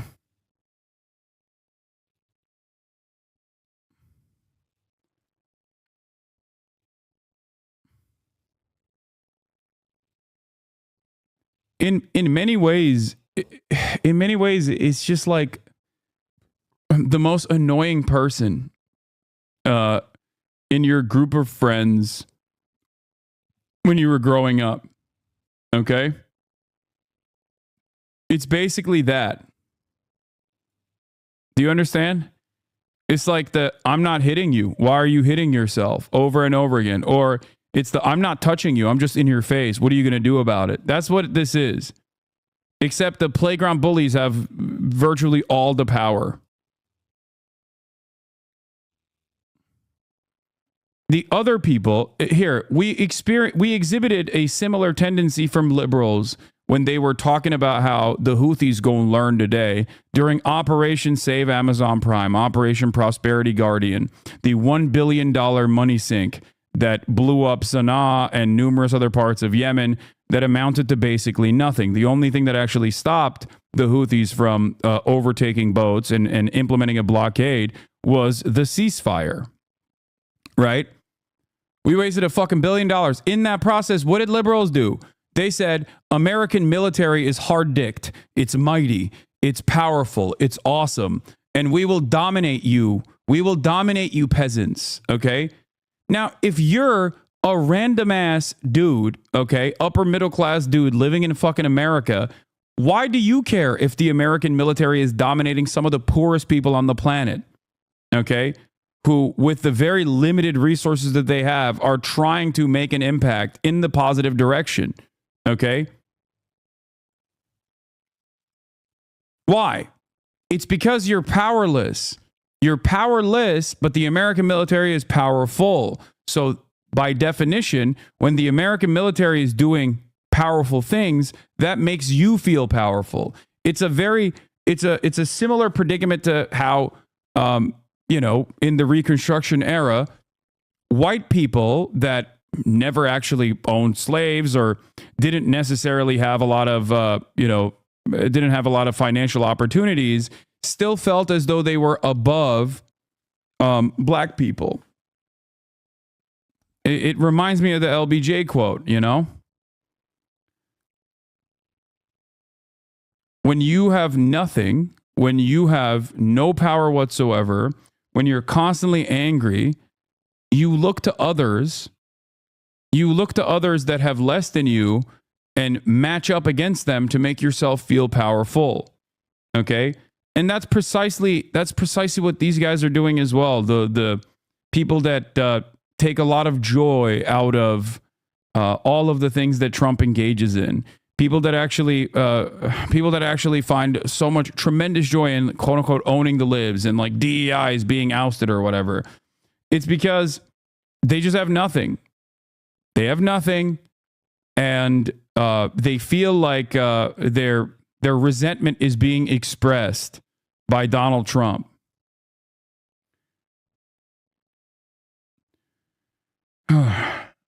They want to feel like the government is moving in a direction that is positive.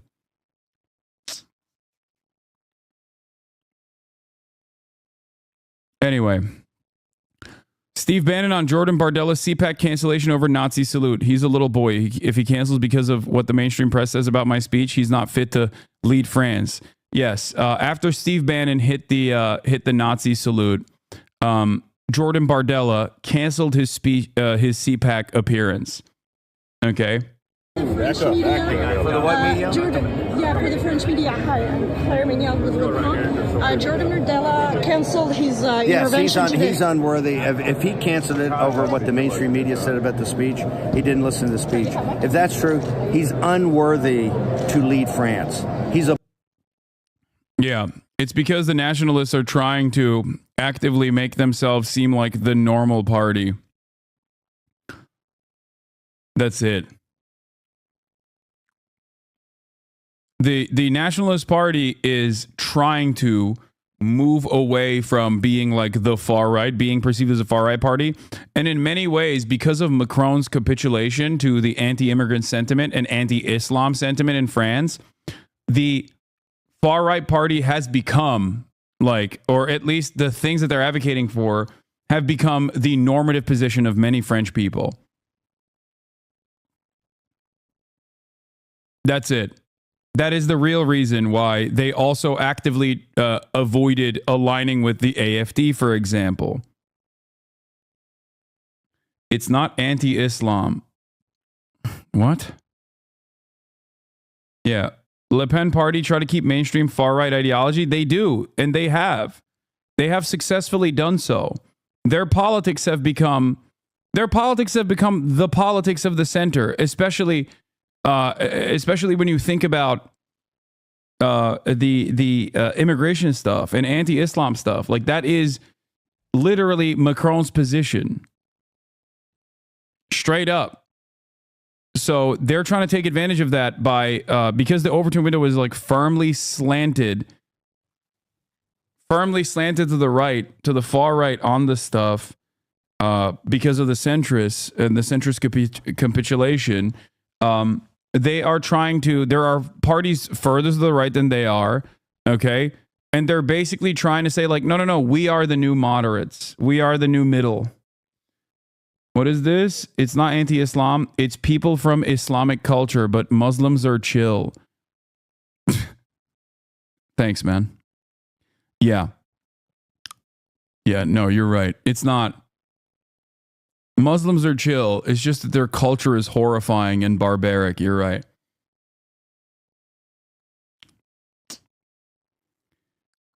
Yeah. When Macron was talking about banning all matter of like Muslim garb, including, but not just the hijab, but just like shit that people wear from countries that have Muslim populations, and directly said it's because it's a scary thing, that he was actually the Kufi. He was just actually not being anti-Islam. He was just against Islamic culture. This is precisely what I was talking about, by the way. This is what I was referencing when I said, like, this is completely normalized. Like, this sentiment is being repeated by centrists as well, right? That means it's normal. I'm just trying to explain to you why the Nationalist Party in France is trying to avoid being aligned with the AfD. Okay? And also why they are trying to stay away from, even Steve Bannon hitting the Nazi salute.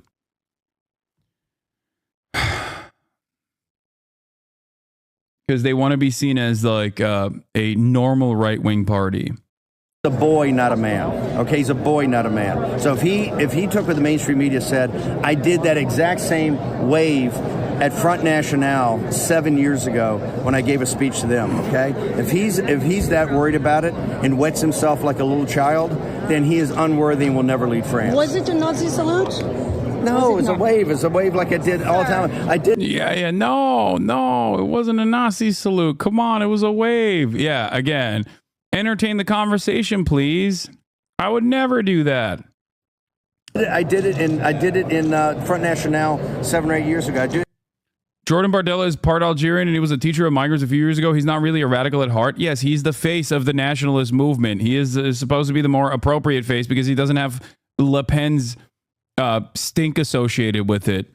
Okay? Because Le Pen's lineage is straight up Nazis and Nazi collaborators. So he is supposed to be the younger face of the party because the party, despite retaining a lot of the nationalist and pro-Nazi attitudes that they have, are actively trying to redefine themselves and promote themselves as though they are simply reasonable nationalists. Like, what? We just want to protect France. Okay? That's it. Like, Bardella is, well, what? He's the TikTok guy, isn't he? He's like the young TikTok version. And he's just the face of the party. Just like I would suspect that in the AFD, the face of the party being a blonde lesbian woman with a Sri Lankan wife that she claims is just simply a roommate, is not the actual representative of the party and its feelings. The representative of the party and the true feelings are captured by that neo-Nazi historian guy. Okay, Hucka. That's the real face of the AFD. Okay, but the fake, forward-presenting face of the AFD in Germany is, a seemingly more moderate person, even though she's not really moderate at all.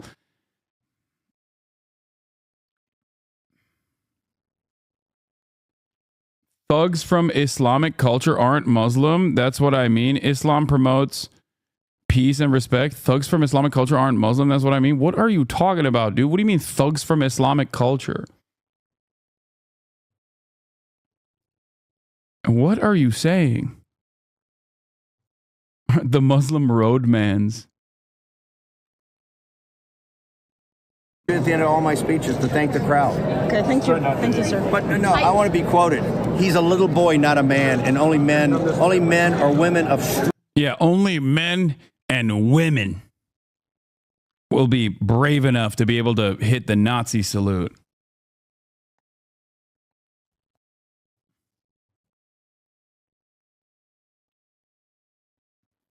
I think this is a long shot, but have you ever considered inviting Asmongold to LA to meet actual social activists, real SJWs, and to culture him a little? Sorry to go back to Asmon. No, I haven't thought about that because I think that even a normal conversation with Asmongold at this stage is completely lost. Okay, there was a point in time when that could have happened, but I think that he does not care. I'll be honest.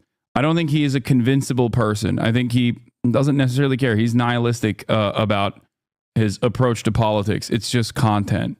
It's pure content. And it's also pure content that actively gives him a massive fan base. Why the fuck would you stop doing that if you're, if the only thing you care about is relevance and this is giving you that thing that you care about more than anything else, then yeah, you're not going to stop it. And I think he's been very clear on that too.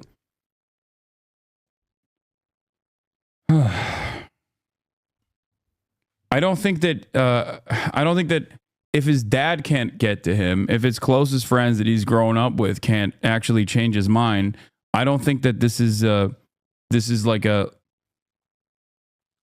genuinely mistaken person who will have a change of heart. Yeah, he actively says he does not care. So there was a point in time where I thought that was possible, but I don't think that he is I just don't think that he cares. And also, this is far larger than Asmongold anyway. Asmongold is simply a placeholder for like the attitude shift that's happening online in general. Okay?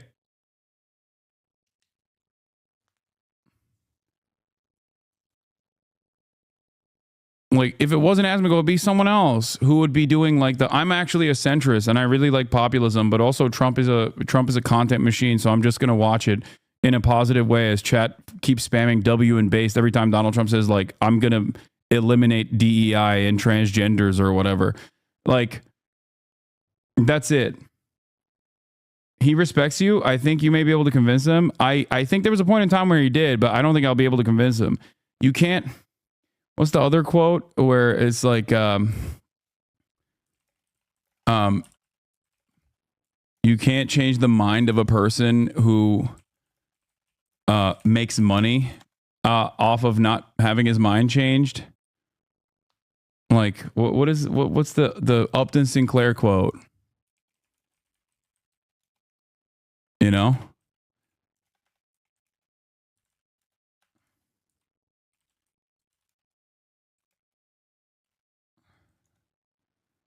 It's difficult to get a man to understand something when his salary depends on his not understanding it.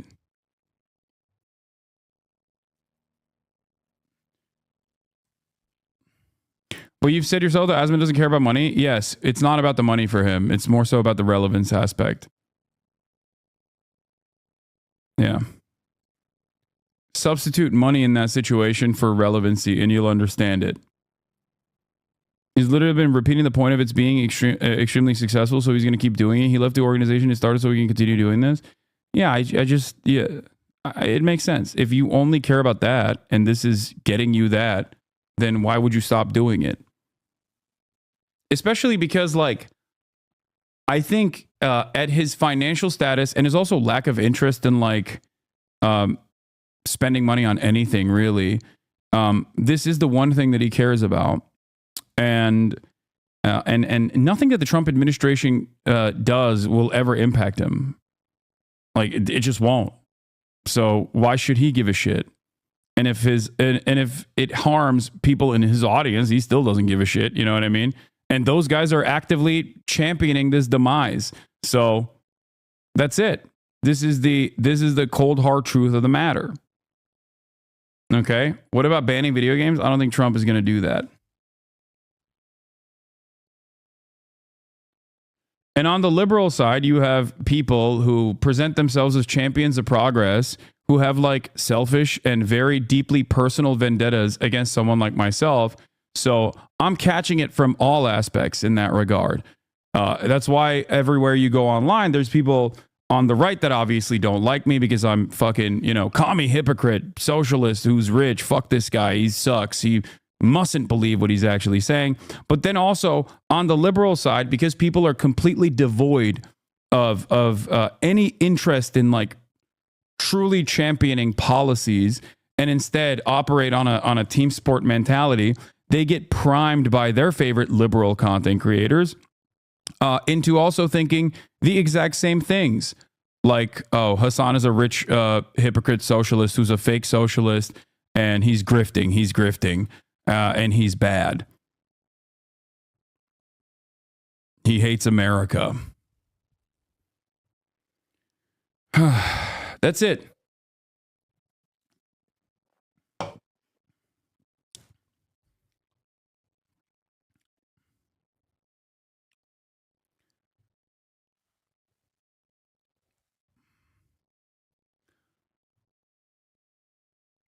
Anyway.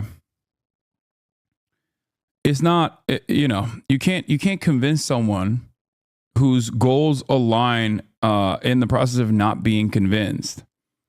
I also personally don't think Asmongold will debate me in the future either, because why should he? It's much easier to just like keep reacting to Donald Trump and getting the attention of a lot of people who like Donald Trump and going, yeah, that's based over and over again. It's the easiest thing on the planet to do. It's great. I totally understand why someone who is far removed from the negative aspects of any administration to fucking do that. You know? Why would he turn around and talk to someone who has a diametrically opposite worldview, who actually knows what the fuck they're talking about?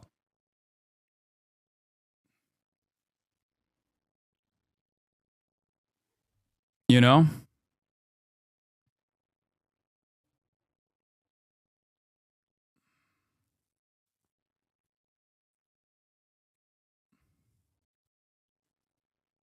This is why I've also maintained the position over and over again that, like, it is incredibly easy to farm right-wingers.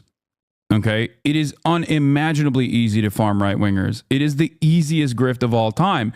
And this is precisely the reason why nobody fucking quote-unquote grifts to the left. I believe it was what is this? As much as I hate to say it, I feel that after the nuke, whatever vid, a lot of people changed their view on you, in which is shame, because a lot of the, if not most of that vid is so out of context. No, it's not that.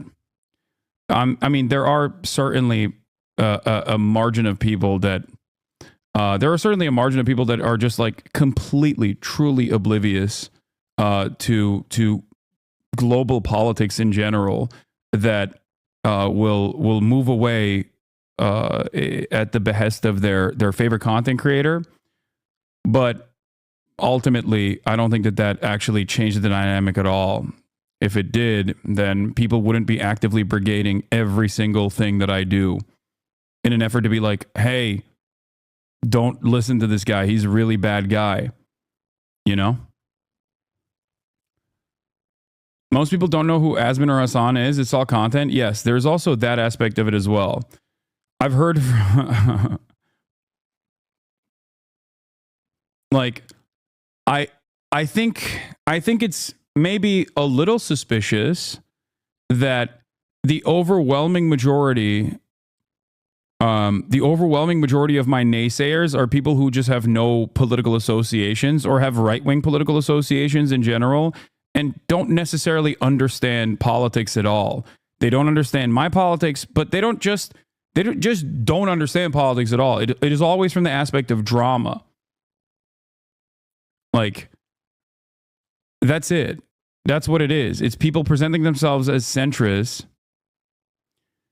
who don't have any real political convictions whatsoever, just constantly, repeating the same old idiotic takes over and over again.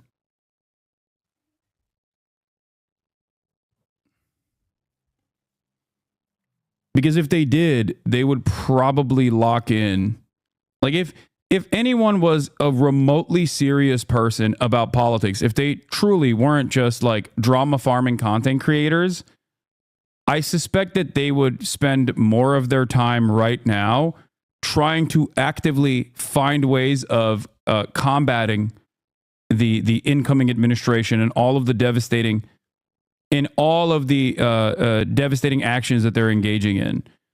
Like, when you got migrants being shipped off to Guantanamo Bay and your battle that you are waging is against the dude who you on paper agree with like 99% of the time, you're probably not very serious about things.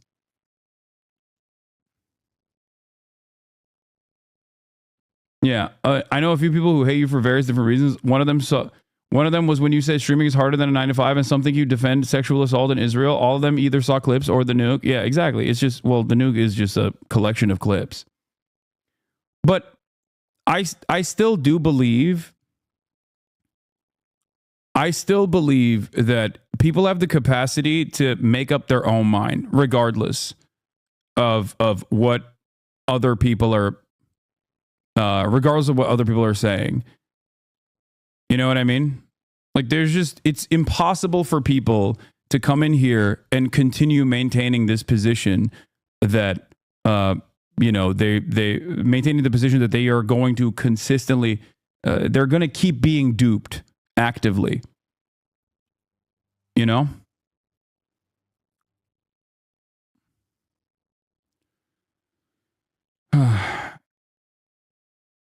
Anyway, your haters always attack your character and appearance, but never actually political takes, which I find weird. Not a single counter argument, but terrorist supporter because someone says so. Exactly.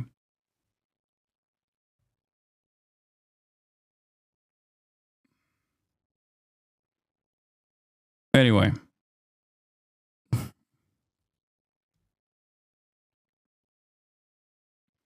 I think it's a little bit of a good thing depending on which audience is reacting. Like, at least they are being wary of content creators in general, because so many of them are just marketing things to you or total fakes. No, I don't think people do that.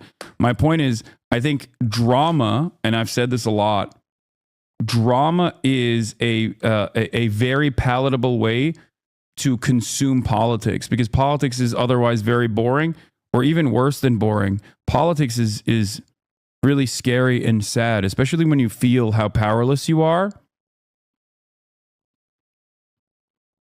And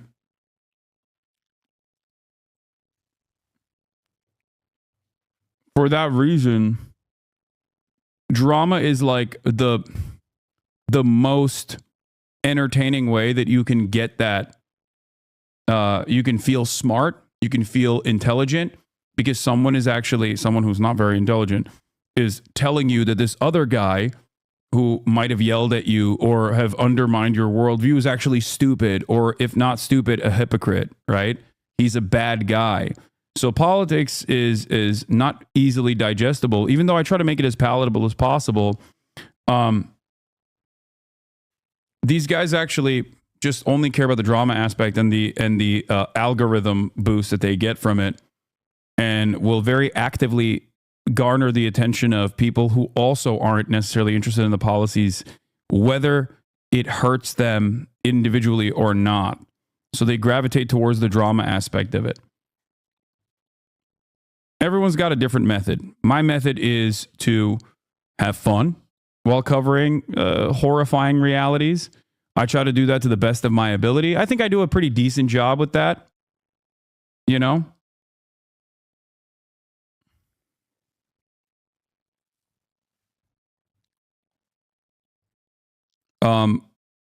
I just don't do it from the framework of drama.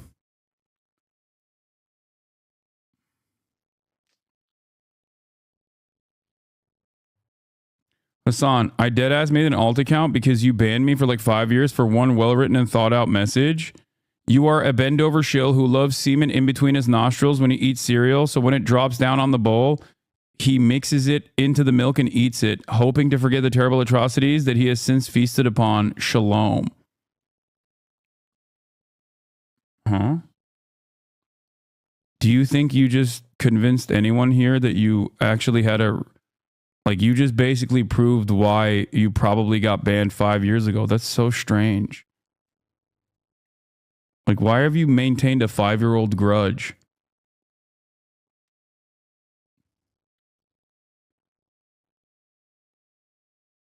That's weird. Also, why are you fantasizing about me doing cum-related things? Hey, it's on someone in my relatively niche online community is using the conservative playbook and people are eating it up despite others pointing out the hypocrisy, doublethink, etc., etc. He recently made a video that gained traction and now the community is filled with tourists parroting his opinion. I hate the fact that every corner of the internet is filled with these people nowadays. Yeah, I mean, there is an onslaught of right-wing content. There is right-wing content everywhere online, and that is a cycle that basically creates even more right-wing content because people see successful. It's in some ways it's similar to Elon Musk doing the Nazi salute. Elon Musk does the Nazi salute. There's public reception that is like obviously negative towards it, but then there's this whole like, oh, we're actually owning the libs aspect to it.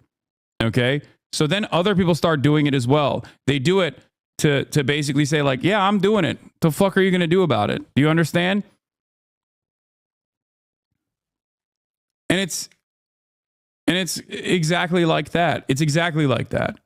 Where if you see Asmongold popping off, you know, and you know, farming right-wing viewers, and you are otherwise like politically agnostic or don't necessarily care, and you just want to make money or you want to get your clout up, yeah, you're going to go in that direction.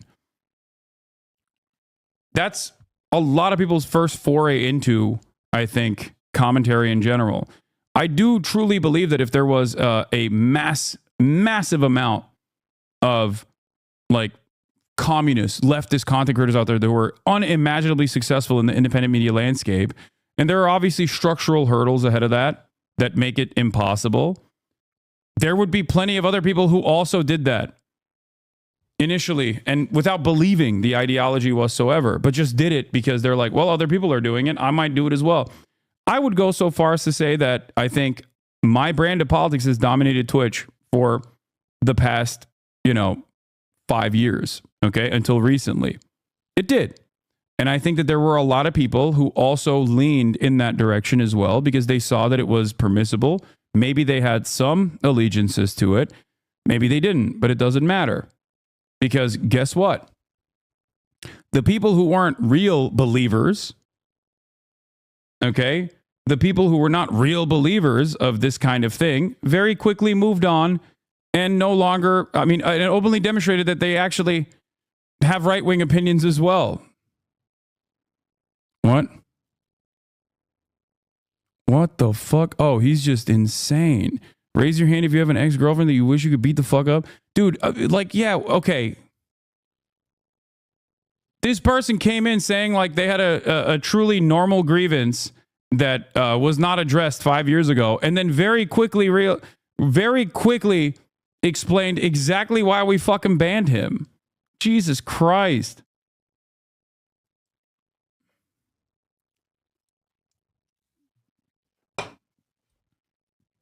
Ban this fucking international terrorist. What? Owning the libs, my brother in Christ. You don't even own any more eggs? Oh my God. Oh. You underestimate the power of propaganda and tribe mentality. People see attacks on you will 100% be influenced. The only way to reduce the propaganda is counter propaganda. Content creators like the husband. What? Okay.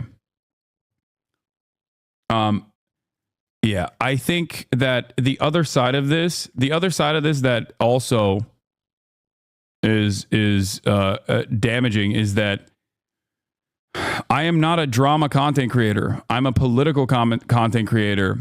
Okay. I don't exist in the world where I constantly find new villains online to tackle. If I did, I would do that. Okay. If I did, I would love this opportunity to duke it out. Okay. There are YouTube video compilations. If you think that people are aggressively anti-me and that actually helps in the algorithm, I promise you, yes, I have drama in the title because it's a bait, okay? And it's stupid. I hope you understand. There are a lot of people that have made a lot of money shitting on my former podcast co-host. Some of it is for valid reasons that I suspected he changed from, okay? And some of it is not. But it doesn't matter. What matters is if you're exclusively interested in the drama of it all, there is a million things that he has in his background that people have fucking regularly garnered millions of views over. Do you think I don't know how to fucking make a video like that? Of course I do. And there are plenty of others who do that. Okay? The reason why I don't do that is not because I'm some incredibly moral person who's above it all, even though I do think there is, I don't care to entertain this kind of shit. Okay? The reason why I don't do that is because I'm not a fucking drama content creator. If I was, then this would be a wonderful opportunity for me to get millions and millions of fucking views. Okay?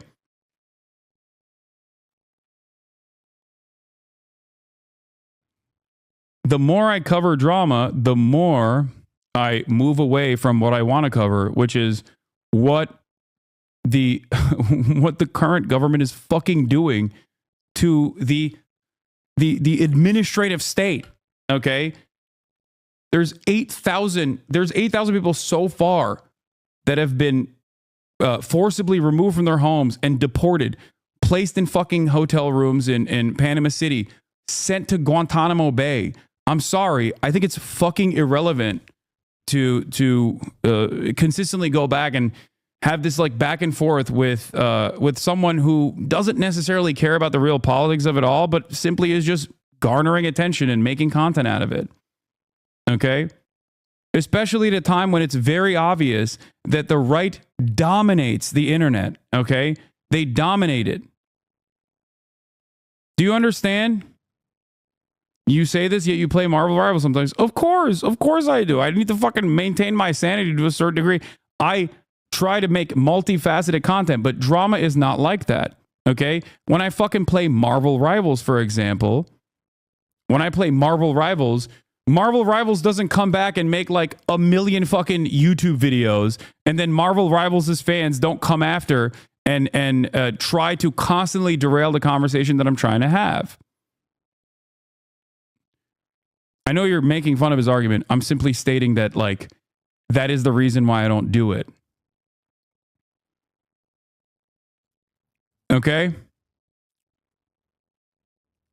There's also a secondary purpose to all the other, like, not immediately political content that I engage in. It's to sneak in progressive values and progressive ideas, okay? And make them normal.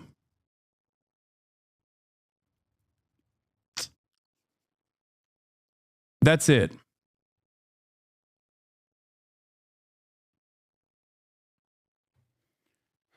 I think your values... What? You are really good at pretending like you aren't condoning this anti-propaganda. You put it up on the screen for everyone else to see, keep it there for a while reading something else until you say, oh, what? And then give your rational response. Why was that pinned though, mate? Maybe because I didn't fucking read what he was saying. And then I also actively explained why I don't talk about that sort of stuff. Are you not... See, this is what I mean. You're not here to listen to what I'm saying because you don't think I'm honest. You don't think I'm a decent person, which is fine. Okay? You do not think I am an honest or decent person. You think I'm a bad person. You think I'm an ontologically evil person. There's not much I can do in terms of like convincing you that your opinions are shaped by someone else. Okay? That's it. I really didn't before, though. That's what I mean, chatter. Exactly. Now think. When you made up your own mind, you literally, if you were in here and you made up your own mind about who I am after watching me directly, you were fine. But then someone else told you, no, here, watch this person 15 seconds at a time as I frame it in a negative way. And you were like, that's it. That's enough for me. Okay? That's the point. How does that not help you understand? How does that not help you understand that, like, this is not a conviction that you arrived at on your own? It's someone else that told you that this is what you should think. Yeah, you got duped. It's fine. If you hate me, you hate me. It's all good. I'll still fucking advocate for your rights as well because it's not transactional. Okay? It's not supposed to be transactional.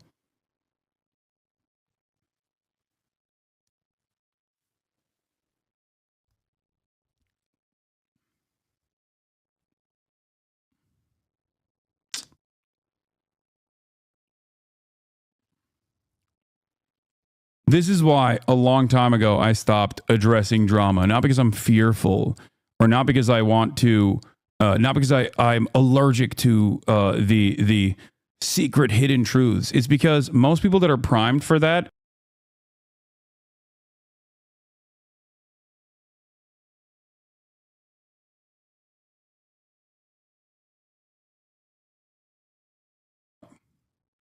I'm effing. I'm back. Minor F.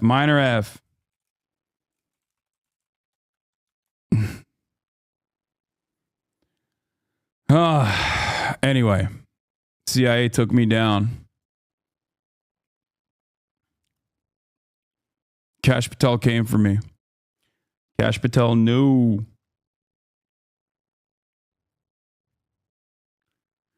Do you for the chatters who are actually thinking that like I'm legitimately evil and scared of the truth or whatever, do you understand how this conversation devolves into completely unproductive shit and that 30,000 people that come in here every day don't want to fucking watch me repeat the same points over and over again and defend myself seemingly? That's the reason why I don't do it.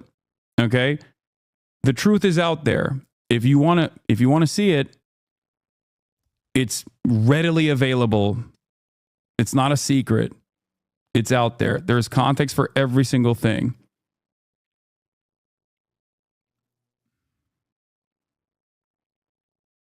You know?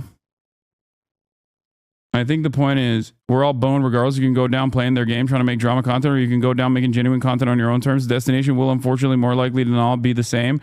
At least you're staying true to your values and are not letting the world drag you down. I mean, yeah. I still sympathize with Hassan's approach. I assume that's what you're referring to. It's also my approach. Yeah. For those of you in this community, yes, if you see someone just like saying some unhinged, insane shit, yes, you can correct them. Do it in a gentle way. To be like, hey, look, here is the actual appropriate context for this. It's not correct. Okay? That's it. That's it. That's all you can do. There's a lot of these people. There are a lot of people who are duped by clips. No one has the capacity to fucking watch a 8-hour stream.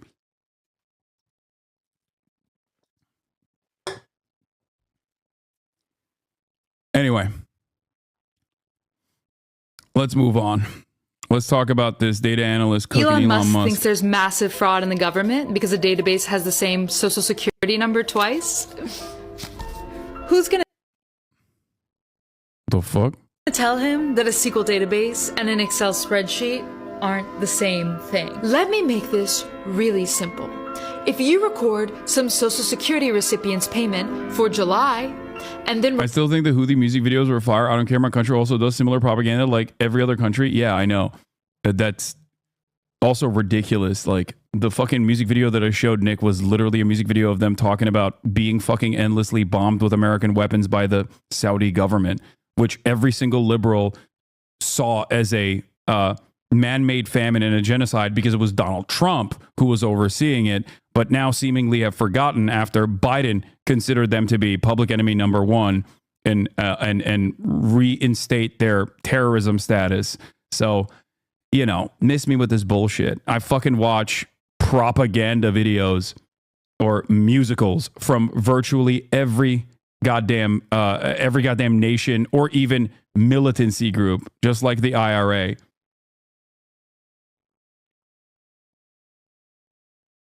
You know, the only thing that stops me from watching them is because Twitch, unlike any other social media platform, has a rigorous application of their own terms of service.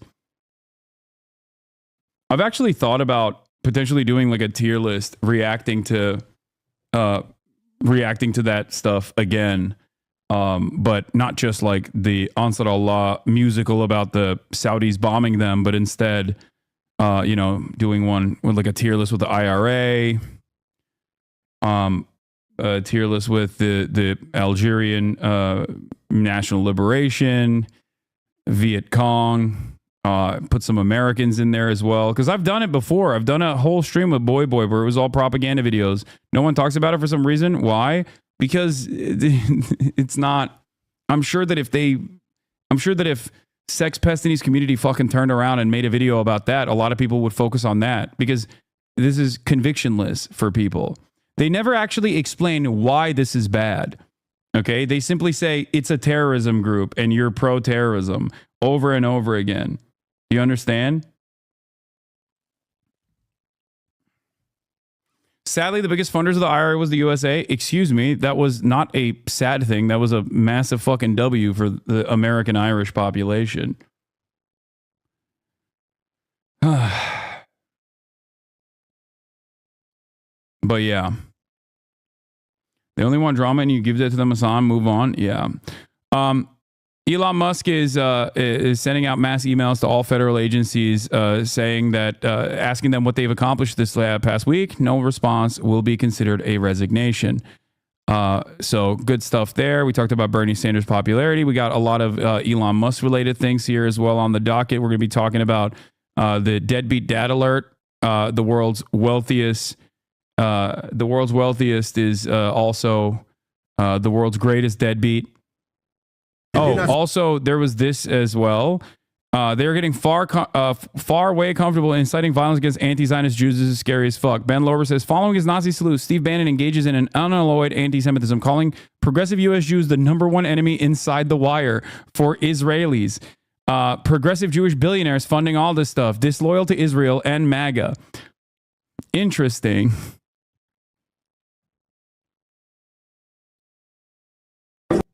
Where are you from? I was born in Jerusalem. Folks from USSR, so they've expelled into real socialism. My question is to you is this.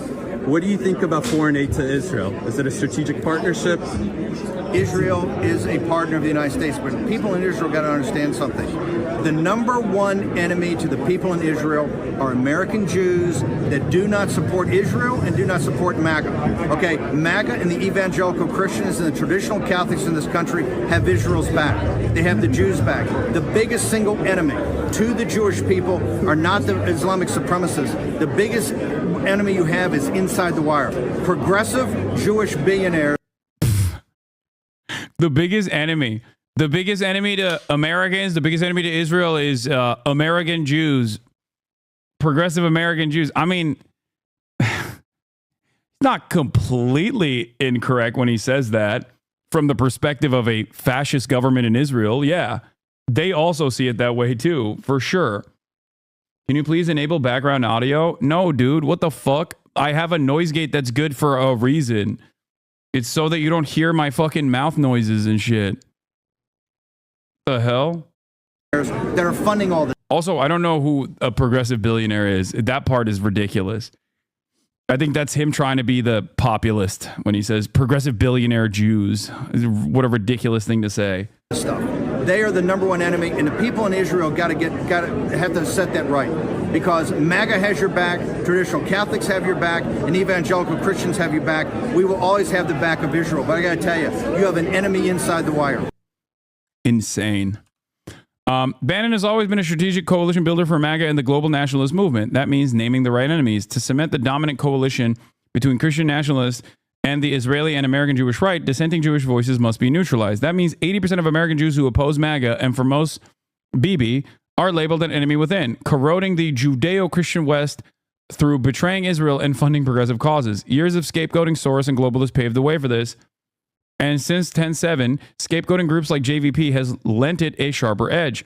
Many centrist liberal American Jewish leaders have certainly participated in the latter, and so have helped undermine their own position, emboldening a MAGA movement arrayed against them as well. This is something that I actually talked about on the Bad Hasbara episode, where America is a nation built on Judeo-Christian values is a relatively new propaganda item, okay? It's a post 9/11 statement. Before then, ain't nobody was saying that, okay? So right-wing, ultra-Zionist or even liberal Zionist American Jews weirdly think that there is some semblance of allegiance here, not realizing that the Judeo part can be deleted from that conversation just as easily as it was slanted there. And it's very strange that it's just very strange to me that people don't realize that. And unironically, every single person who has a pro-Israeli sentiment that consistently ties what Israel is doing to Judaism because they think it's a solid defensive posture is unironically advocating for more anti-Semitism in this country. Okay? That's it. That's it. Israel, as it stands, is a fucking far-right nationalist government. It does not matter what their religion is. That is all Israel is a ethno-nationalist, fascist government. So if you are a progressive Jew or Christian or Muslim, it doesn't fucking matter, and you look at that and you try to defend it, you are not realizing that you're playing a very dangerous fucking game.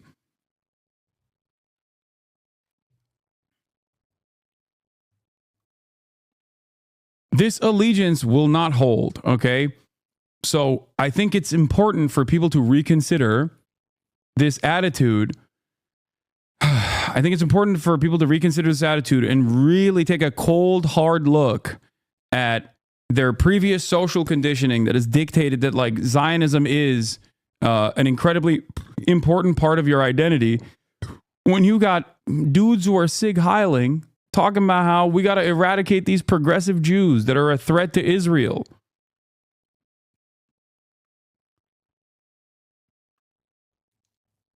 It's shocking that people don't understand. It's shocking that people don't understand that these guys are simply fucking lying when they say, "Oh, we love Jews, we love Israel." I mean, they do love Israel, but they certainly don't love Jews, okay? That's why what the ADL does is horrifying.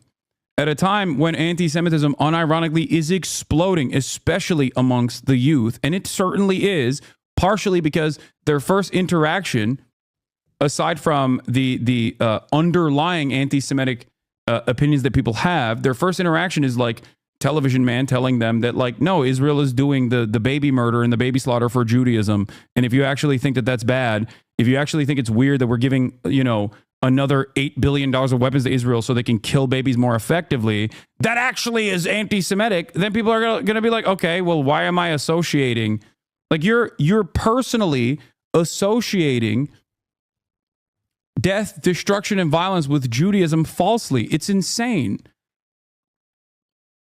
It's a completely psychotic way to approach it. It's like if I, as a Muslim living in America, was running around being like, excuse me, ISIS is the true Islam, and you're being quite Islamophobic for not being on board with ISIS.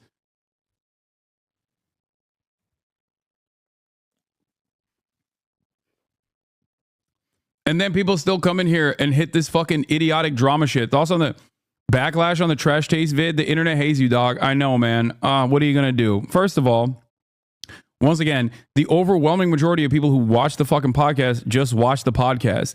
Do you think it's reflective when a 2-hour podcast is posted and instantly it's swarmed with thousands and thousands of comments from people who are like, I'm a longtime fan, even though they're writing, they haven't subscribed to the fucking podcast at all, writing for the first time ever? Great. I'm glad that,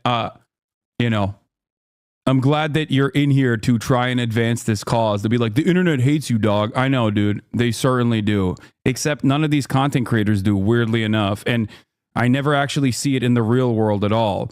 I don't know what it is. Good thing it didn't get to you. What? See, this is, again, doubling down on the fucking, on the drama shit. No, actually, we did. We did it successfully. We did it successfully. We actually hurt him. You didn't, okay?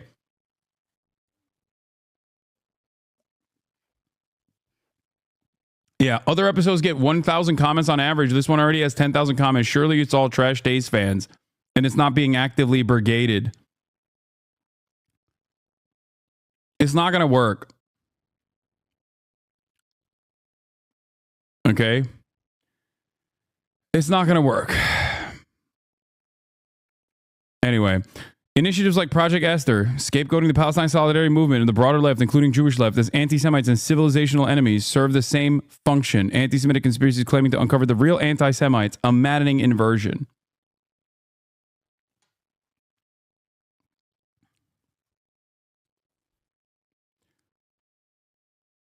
Yeah. Anyway, this is the new meta, okay? It's just simply not going to, it's not, what is this? A searing and spot on indictment? Backsliding into fascism just 80 years after World War II is like failing an open book test in a room where the answers are written on the board and are also constantly being read out loud over a loudspeaker. Yep. Yeah. We got incredibly powerful dudes doing Nazi salutes on Maine, okay? And then other people also doing it just to, goad people into being like, look at how based I am. We're putting people in camps. We're gutting government agencies that can check their power. There's blatant racism everywhere, bigotry everywhere, okay? And people's opinion, supposedly liberal and progressive people's mentality in this moment is about what one of the only successful fucking progressive content creators is saying that they seemingly feel is not up to par with their way of seeing the world, only because I said that a genocidal apartheid state is bad. That's it. That's what this conversation is around. It's psychotic. You are a deeply unserious person. And unfortunately, there are a lot of people who are deeply unserious. But I'm just going to continue doing what I'm fucking doing, regardless of what people say. Okay? As I always say, history will vindicate me. It does not fucking matter. And even if it doesn't, that means we've already lost. Okay? It's over. Yeah. I see so much Holocaust denial on TikTok. We're fucked. Absolutely, dude. I told you guys about this shit before. Sometimes they're like, I'll see something on the For You page and I'm like, what the fuck is this? People now have new ways of doing Holocaust denial. New ways of doing Holocaust denial. The new wave of Holocaust denial is saying 271,000. I assume that's what they claim the number of Jews that were killed during the Holocaust is, which, by the way, is obviously untrue. It's 6 million. Except it doesn't even fucking matter. Even if it was 271,000, that would still be completely unacceptable, but it doesn't matter. Because, once again, Holocaust denial works and anti-Semitism works in the way that I described to you. Okay? Okay? Anti-Semitism and Holocaust denial and any matter of like different fascist politics works in the way that I described it earlier with the Sartre quote. Okay? It is not about the truth. It is about having you entertain this notion. It's about overwhelming you. It's about undermining your position. So I urge people to fucking lock in.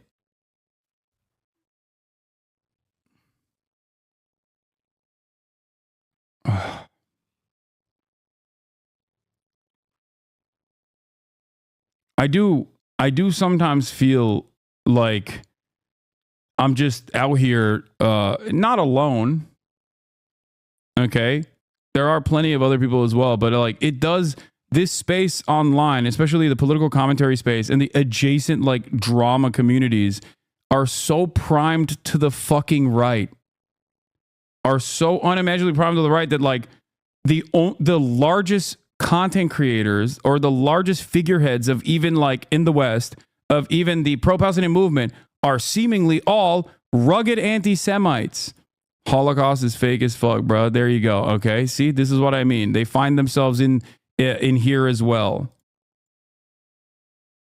If anything, this anti-Semitism is good in the sense that it exposes Israel's hypocrisy and will bring pressure on the apartheid. It's just that, what? No. What are you talking about? How are you so sure history will vindicate the Palestinians? History is written by the victors, not by who was the most moral or right. The fuck do you mean? No, anti-Semitism does not actually cause people to understand what Israel is doing as a wrong thing. You have to be delusional if you think that. If the first principles that you apply in the situation are completely out of whack with logic, then you're not going to arrive at the correct position. No, the notion that like anti-Semitism will cause people to resent Israel is fucking idiotic, especially because, one, there are more anti-Semitic pro-Israel people in the United States of America and all around the world than there are Jewish people across the board, whether they are pro or anti-Israel. Okay? I've described this a million times over. Evangelical Zionism, comprised almost entirely of anti-Semitic people who are incredibly pro-Israel, is a far larger number of people than the number of total Jews on the planet, regardless of whether they're pro-Israel or anti-Israel. Okay? There is a reason why Benjamin Netanyahu feels so comfortable aligning with right-wing anti-Semitic fascists all around the globe, because it's short-term thinking that plays alongside the fascist nationalist project that Benjamin Netanyahu has. Okay? It's deeply associated with the existence of Israel. If anti-Semitism grows in the West, that means more Jewish people will think, oh, the only way we can survive after centuries of anti-Semitic purges, centuries of pogroms, and the fucking Holocaust. The only way we can survive is if we're a strong nation that is constantly dominating others.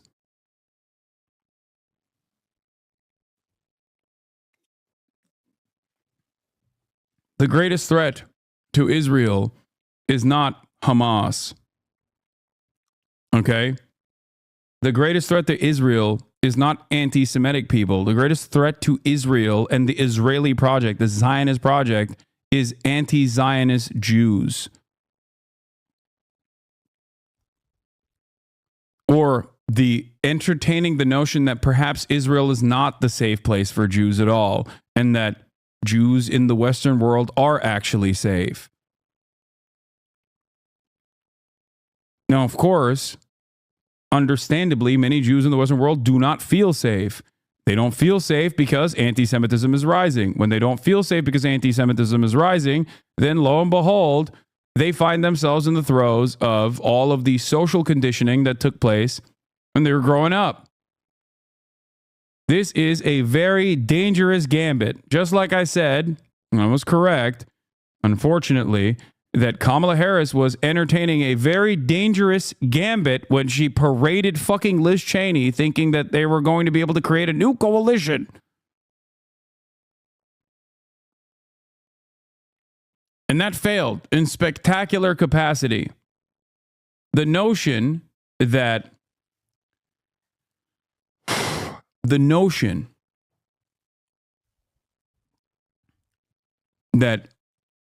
this false association of Israel and Judaism will actually create even a stronger position for Israel to exist in the violent ways that it does, as in an apartheid state conducting a genocide, and that this will continue, and that this growing anti-Semitism will never turn on Zionist Jews by ironically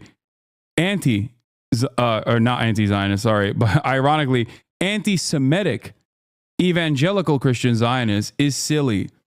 One day they will force you at gunpoint to go live in Israel. Whether you don't want to live there or not doesn't matter. One day they'll say, why are these guys in so many powerful positions in the media and in the banking system? We should just send them all to Israel. You will not be going back voluntarily to Israel. You will be going at gunpoint to Israel.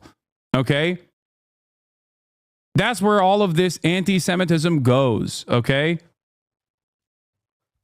It's shocking to me that people don't see this.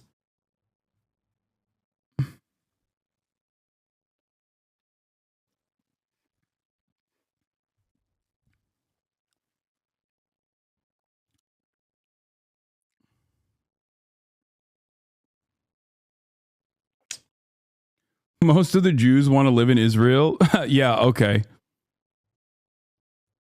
How can you say ISIS is the same as Zionism? What did you think about the Bibas family? How can you say that ISIS is the same as Zionism? I can say it because ISIS is a non-state actor, as a militant apparatus, was also engaging in a form of colonialism, destroying monuments, dominating the entire population in incredibly violent fucking ways.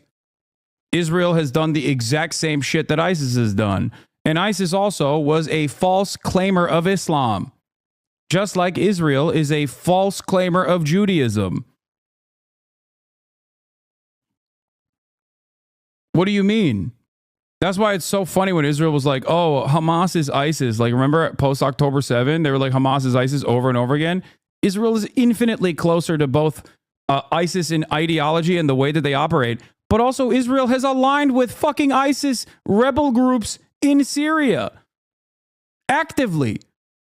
They've actually given medical coverage to ISIS fighters. They've literally given guns to ISIS.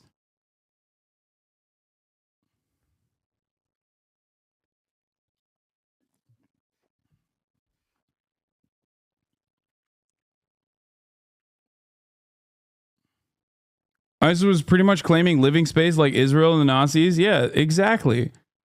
But good luck explaining that concept to an American who go, well, ISIS is Muslim and bad.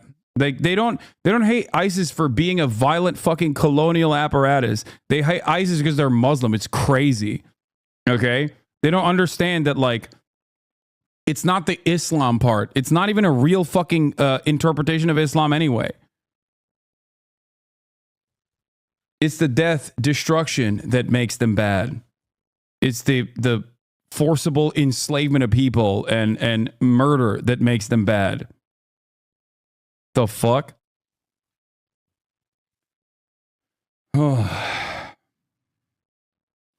Turks are the main funders of ISIS because they want to dry Mesopotamia rivers for their own land. Yeah, I think that there's a little bit of a larger reason there. It's because America can't directly fund ISIS, and even though, you know, sometimes they'll still do that, but they can't directly seemingly fund ISIS, so they go with their NATO ally in the region.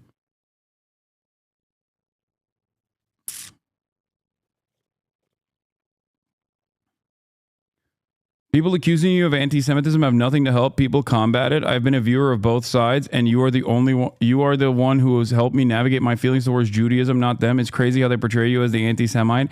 Yeah, the worst part about it is that, I mean, aside from it being a vicious smear,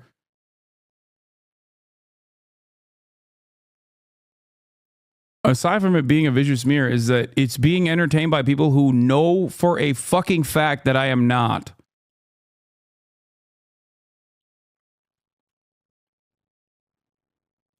Why does America want to fund ISIS? I don't know. Maybe having an incredibly violent, destabilizing militia in the region is beneficial for their interests.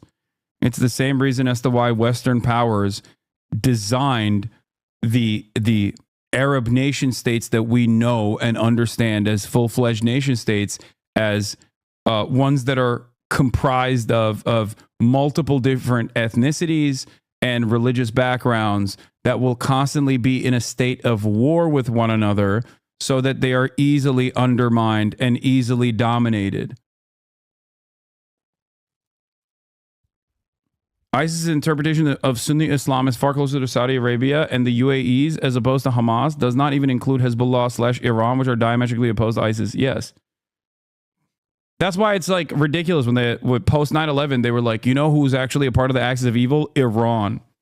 And the Iranians were like, what the fuck do you mean? We're what? 17 Saudi nationals out of the 19 hijackers, led by a fucking Saudi millionaire that was an American asset, does 9/11, and then their number one fighters in the region are also simultaneously a part of this like scheme. They're actually involved in it. What a fucking insane thing to say. But it doesn't matter because Americans are so fucking stupid. They don't understand it at all.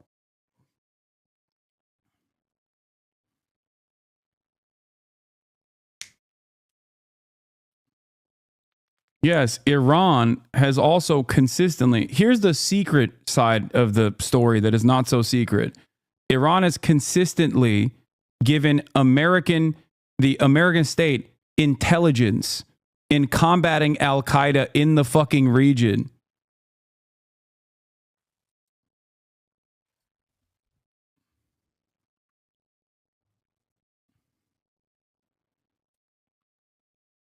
Yeah. And ISIS as well, yes.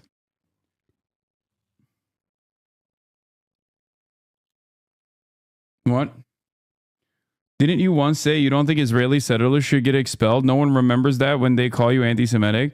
Yes, because it is infinitely harder to portray me as a fucking anti-Semite that wants to kill all Jews in Israel when you realize that my advocacy revolves around a single secular solitary state.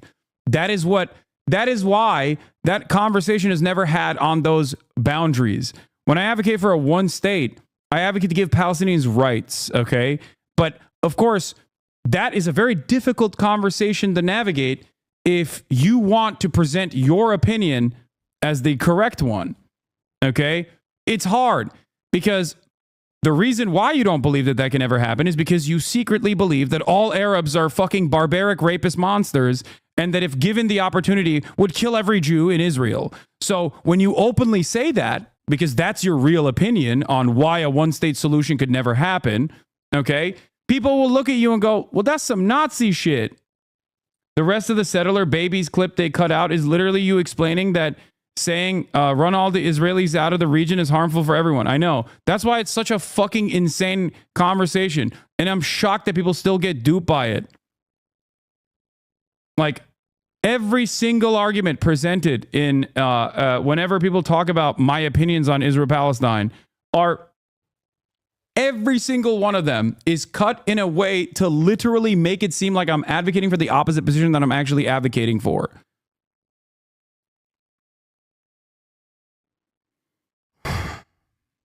Anyway, I think that there is also a healthy amount of people who are also obviously pro-Israel, and this is their way of attacking, seemingly almost only attacking pro-Palestinian voices. Some of those voices are actually anti-Semitic, for the record, as I have long maintained and talked about a million times over, but it does not matter.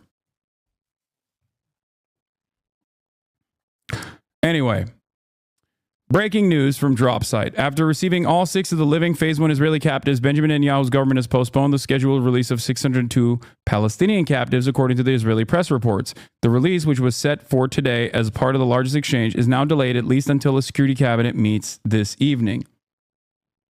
A correspondent for Israel's public broadcaster shares these comments from Israel's Defense Minister Katz, explaining the delay. We are deeply saddened by the fate of Shiri Bibas and her sons Ariel and Kafir, who were murdered with unparalleled cruelty by Hamas terrorists and their accomplices. We cannot pass over this terrible and horrific act as an agenda item. We must do everything to bring all the kidnapped, both living and dead, home and ensure that the rule of Hamas monsters in Gaza is destroyed and no longer poses a threat to our citizens. Okay? Hamas has accused the Israeli Prime Minister Benjamin Netanyahu of sabotaging the Gaza ceasefire agreement, saying the Israeli government is not engaging in negotiations for the second phase of the deal, due to end on March 1st. Yeah. There's also more information specifically on the Bibas family as well. Here it is. The Bibas family has stated that they have received no official details about how their loved ones died and have asked the media to stop publishing unverified reports. Their request comes after Israeli military spokesman Daniel Hagari claimed in a televised statement that Hamas militants did not shoot the 2 young boys. They killed them with their bare hands. He further alleged that militants then committed horrific acts to cover up the atrocities. Hagari said this assessment was based on forensic findings from the identification process. What? Did you see that people in Lebanon are getting random messages in Arabic and Hebrew? Okay, hold on. We'll get to that in a second. Hagari said in his assessment that forensic findings from the identification process and intelligence that supports these findings, adding that Israel had shared this information with the international partners, but not a shred of evidence was shared publicly to support any of these claims. And, it appears, not even with the Bibas family. Any publication of details, including references to the treatment of the bodies, is against the family's wishes, and we ask that this be avoided, a statement by the family said. The family has not yet received any such details from official sources. This complete lack of proof did not stop various prominent figures and media personalities from uncritically repeating the Israeli military's claims. Governor Kathy Hochul also, pushed for it.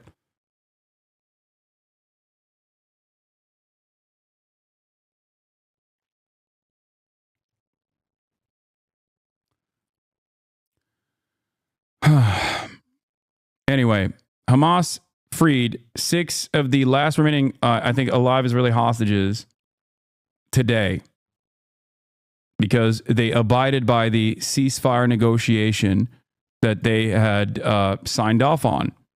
Israel, on the other hand, is deciding to renege on the ceasefire negotiation. More than 600 Palestinians and their families remain in limbo as Israel delays their release without explanation. Families wait in the cold and rain, some in Ramallah, others in Gaza, and over 100 prisoners' relatives in Cairo, where they face exile, while Israel's security cabinet, convened by Netanyahu, stalls on a decision. The cabinet is reportedly discussing whether Israel withdraws from the Philadelphia corridor and extends phase 1 of the ceasefire instead of moving to phase 2. Families of the Palestinian hostages awaiting their release amidst the rain in Gaza.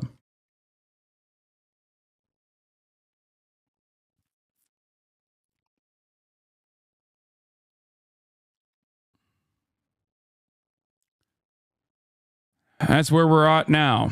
Now let's take a look at how the hostages were released. I wonder if Western media will actually show the release videos, because there was some interesting sites that were disconcerting for the Israeli state and their project overall. But let's see. Shemtov's Holy fuck, that's so loud. I apologize. family and friends, today was Liberation Day. 16 months of pain endured by Omer's sister turning into joy. Every hostage release, every scene like this one, proving this ceasefire's worth. Though whether it continues beyond next week is anyone's guess. Omer was among 6 released by Hamas in Gaza this morning. The 6 are the last living hostages to be returned in this ceasefire's first phase. The 22-year-old was paraded on stage. He'd been kidnapped from a music festival, and yet remarkably, he kissed 2 of the men who had been...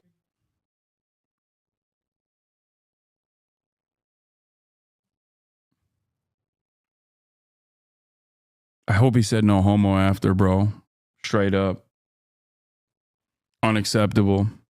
Hamas is doing DEI. Hamas is doing DEI and gay. They're doing woke, dude. Anyway, the gift bags of the certificates are sending me. Yeah, look, the wait, what? Please, hey, Hassan, please give us your take. I mean, it's the same as the dudes who fucking dapped up the Hamas dudes.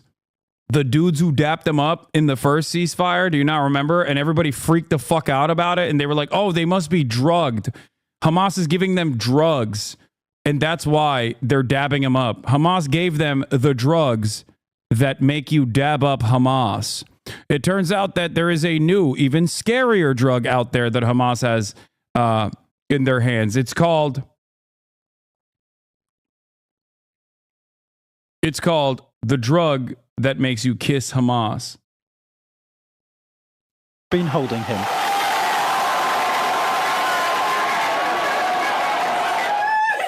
His homecoming was broadcast on Israeli television, and it will be one of the last unless the ceasefire becomes permanent, though the original plan requires a complete Israeli withdrawal. But Israel is still grieving. The cope on this is the cameraman told him to do it while he leaned in. Hasanabi head was the one that had the viral tweet about the drug that makes you dab up Hamas. Yeah. In no mood to forgive or forget, and still angry at the deaths of Shiri Bibas and her 2 young children. Hamas handed over Shiri's remains yesterday after delivering the wrong corpse the day before. For all today's celebrations, Israel's Prime Minister has not committed to that second phase of withdrawing troops. Doing so might well lead to the collapse of his coalition government.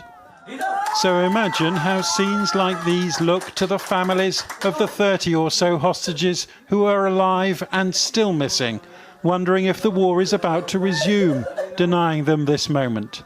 Matt talked about this on Bad Hospital too. He said no matter what Hamas does, people assume an underlying truth about it. They're drugging the prisoners. They're forcing the prisoners to wave and be happy. They're releasing the prisoners in crowds to intimidate them. They're parading them on stage. Yeah, no, that wasn't Matt.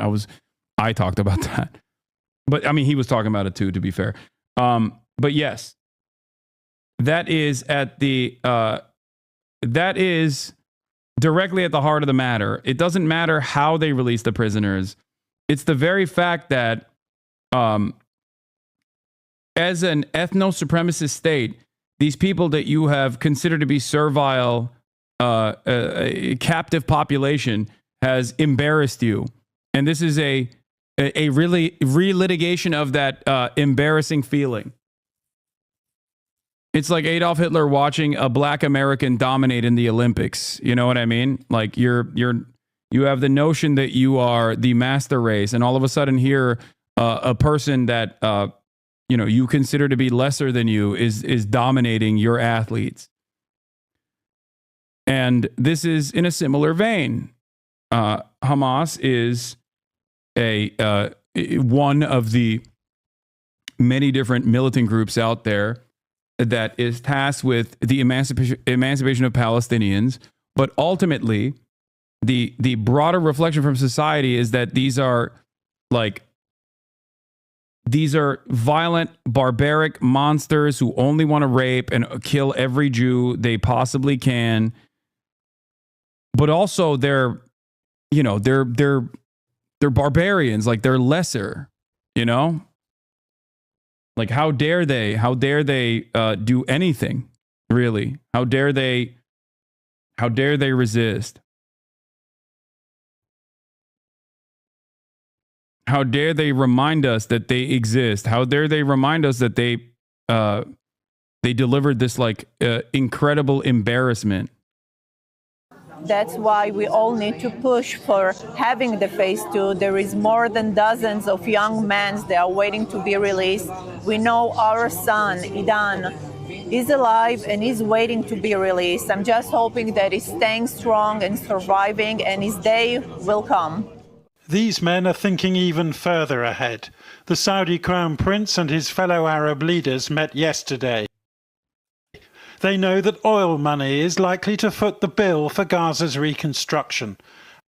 Yeah, also, God damn, the Jordanian king is such a fucking manlet. It's crazy. It's all, do they blame this on Stockholm Syndrome? Yes, they say it's Stockholm Syndrome. Some people say it's Stockholm Syndrome. Other people say that the guy with a gun leaned in and forced him to kiss the Hamas guy in the head.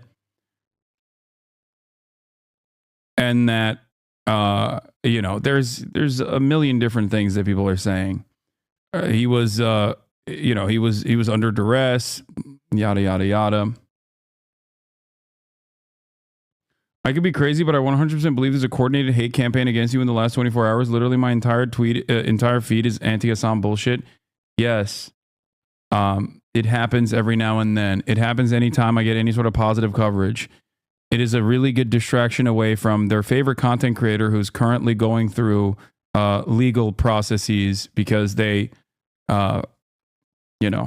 allegedly filmed people without their consent while having sex with them. Okay. Any day that goes by where they're not talking about that is a great day. Throwing bagels at a wall. Thank you for the 20 gifted subs. It's also a really effective way. It's also a really effective way to not say that you're actively pro-Israel. You're actually pro-Palestine, but this guy Hassan and many other people just like him, many of which are of Arabic background, and usually Muslim too, are actually not doing pro-Palestine the right way. If that's your only commentary on the ongoing atrocities, then you are not fucking pro-Palestine. What the fuck are we doing? Okay? That's it. That's it. If your only commentary on the 16-month bombing campaign that took place that killed hundreds of thousands of fucking people, that destroyed every single standing structure in the Gaza Strip, as the Trump administration is entertaining the notion of full tilt ethnic displacement, which is genocide, okay? And your only commentary on this is literally always to attack the people, the very few people online who are not scared shitless into fucking submission to refuse to talk about this shit, then you probably aren't pro-Palestine. It's that simple.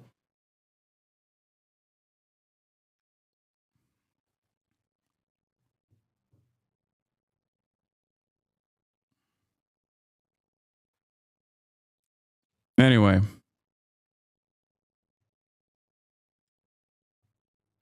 I don't care. I've taken far worse hits than this in the past. Who gives a shit, dude? Fuck them.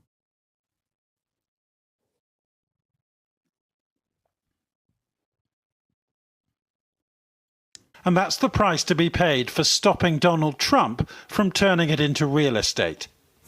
The president was himself talking to the Saudis in Florida on Wednesday, along with his son-in-law, Jared Kushner, and Steve Witkoff, the property developer now tasked with securing further. Two goats of property. Okay. Here you have two of the greatest of all time when it comes to property. Okay. The development of it, just the goats of property, ladies and gentlemen. Hostage releases. The issue with phase 2 is that there's supposed to be an end to the war as part of phase 2. And I think the Israelis have a red line, which is you can't have Hamas in the government.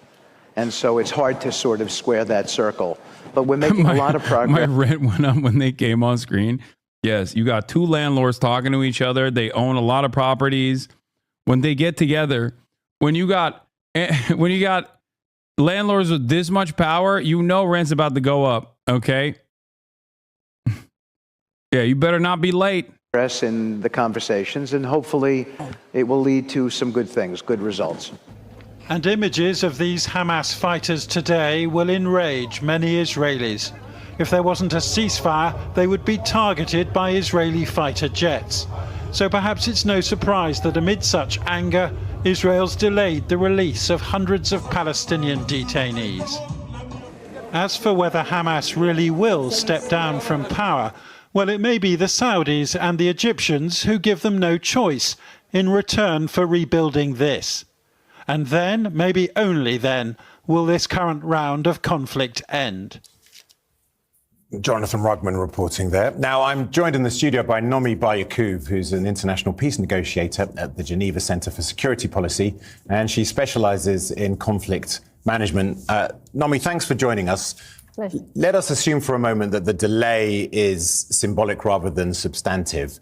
Bring us up to speed with discussions around phase 2. Well, they're always symbolic and substantive. I mean, they're sort of flip side of the same coin. So I'd say there's a bit of both. Right. And I think we're also at the stage where Israel's very upset, just to address the delay, with the way that 3 of the bodies were treated. The bodies that 3 returned in the last 24 hours. The body of Shiri Bibas, the mother of the baby, and the 4-year-old. So it may be a reaction to the fact that the wrong body was the wrong body. Right. That was remedied, but also Israel's requested now a Security Council meeting on this particular issue, Monday or Tuesday, to discuss how to proceed. So that ties into the delay and ties into phase 2. Sort of everything is sort of interwoven here. And reportedly the UK and the US are backing the Israeli requests for a Security Council meeting on. To be honest, a lot of Palestinian prisoners in Israel are criminals, but the Israeli soldiers abuse them. What is horrible? Come on, dog. Like, they're okay. Look, your heart is in the right place, okay? But I will repeat this once again. If especially in the West Bank, Palestinians are not, I mean, you know this already. I suspect you might be Israeli, actually. And before people fucking yell at this chatter, shut the fuck up. Okay, they're open-minded, and he says that a one-state solution is possible.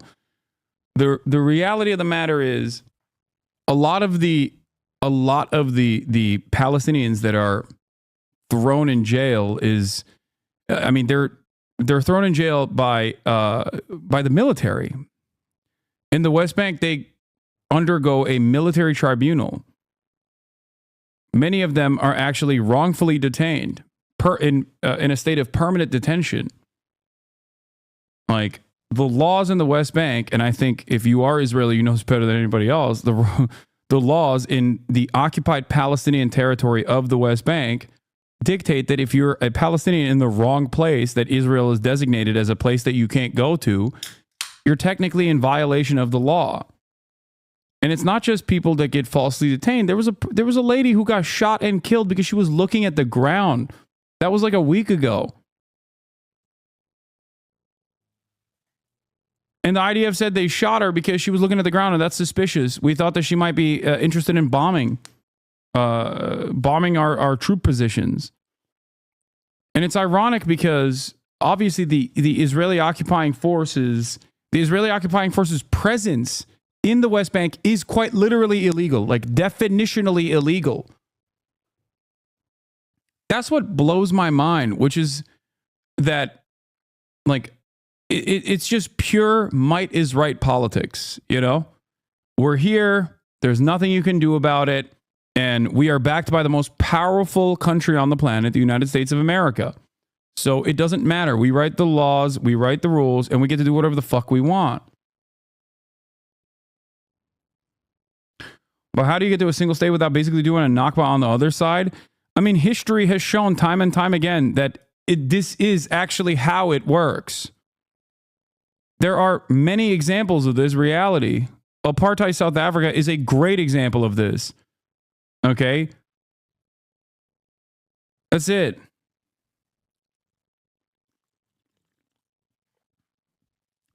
People think that the natural condition is to constantly be in a state of war and constantly fucking fight one another. When in reality, the natural state of affairs is that people work alongside one another. Yeah, South Africa had Bantustans that were supposedly autonomous. This is literally what we're trying to say Palestine is now. Yeah, that's what the two-state solution looks like. Bantustans. I mean, look at Tulkarm. If you dare to even exercise some semblance of sovereignty, you're a terrorist. Like, remember, in the West Bank, okay, in the West Bank, any kind of Palestinian mobilization is literally not only moral, but legal, okay? Israel is the immoral party according to international law, okay? Like, any kind of mobilization against the Israeli occupying force in that regard is literally not only legal under international law, but also the moral thing to do. Israel is illegally occupying the West Bank. It's fucking insane.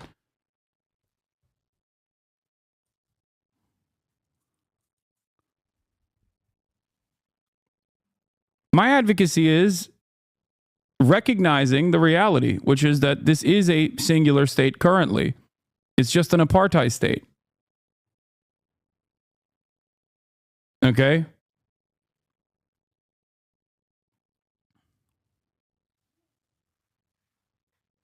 Be abolished. This issue. Right. Concerns about it not taking place at all. Are you worried?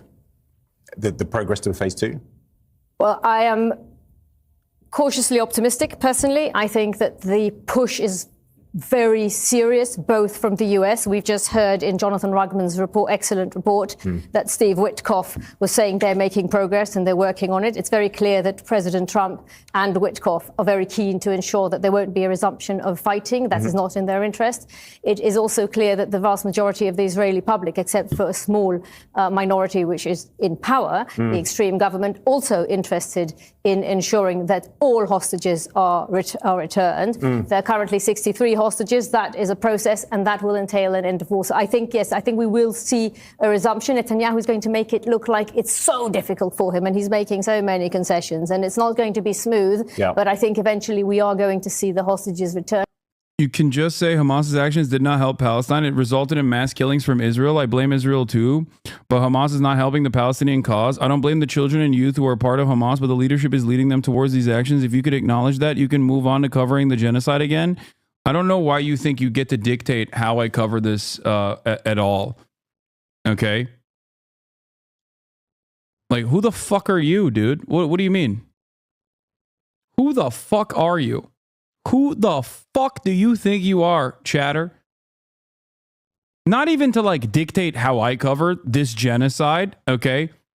Yeah, it's like, hey, listen, the Jews in the Warsaw Ghetto actually engaged in incredibly violent actions.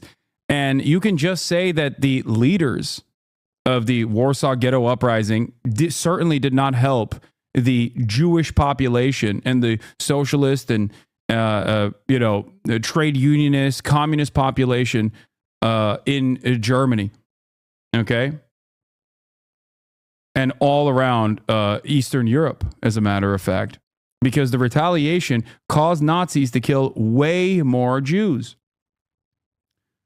So once you actually recognize that the Jews in the Warsaw Ghetto Uprising were not acting at the behest of the rest of the Jewish population, you can continue covering the Holocaust. That's exactly what you sound like.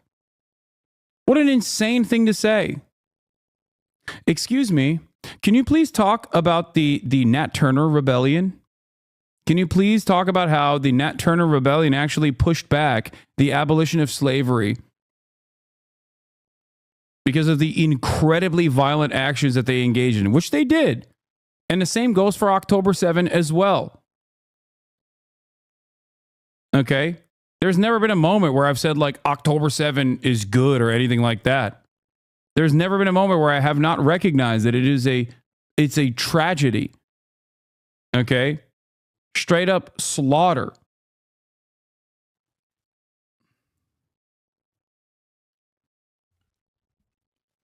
Chatter isn't entirely wrong. Hamas has done a lot to harm the Palestinian movement. What the fuck are you talking about, dude? What are we talking about? Like, what are we talking about? Like, dude, there's nothing funnier to me, at least, than like a bunch of fucking white Americans living in Iowa and shit being like, you know, the population that is mostly comprised, like the militancy created by mostly orphans, okay, that were orphaned by the genocidal apartheid regime, trapped in a goddamn open air prison, actually are not doing the right things. They're not resisting in the way that I think they should. Like, regardless of my condemnation of October 7, okay? Like, the notion that, like, you have the better answer here is fucking insane.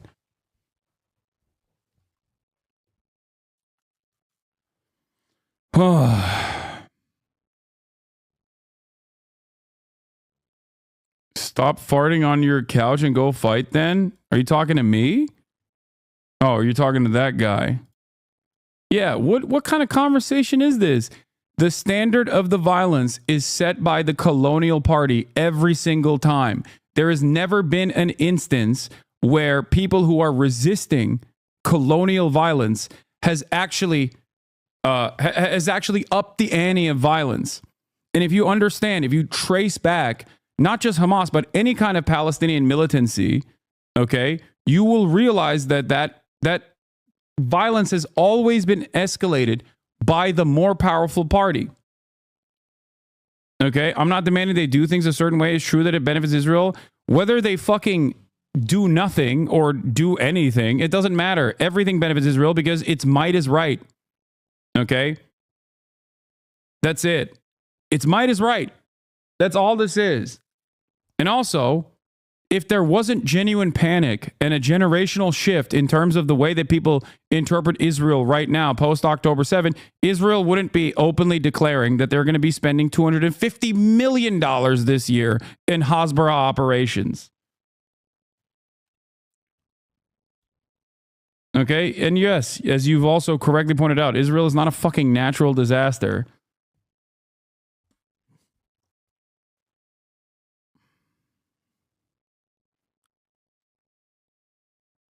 I urge people to, look back and remind themselves, of the normal existence of Palestinians and the many peaceful ways in which they tried to resist against and protest against the colonial apparatus here. The Great March for Peace is, a perfect example of how Israel operates when you actually peacefully protest against Israel. They shoot and kill you, whether you're pregnant or medical personnel, it doesn't matter. They shoot and kill you when you're on a wheelchair.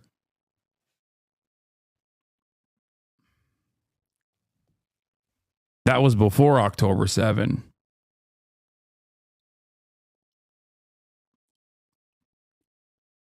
The Church Street bombing is a terrorist car bomb attack on the 20th of May, 1983 in the South African capital, Pretoria, by MK, the paramilitary wing of the African National Congress. The bombing killed 19 people, including 2 perpetrators, and wounded 217.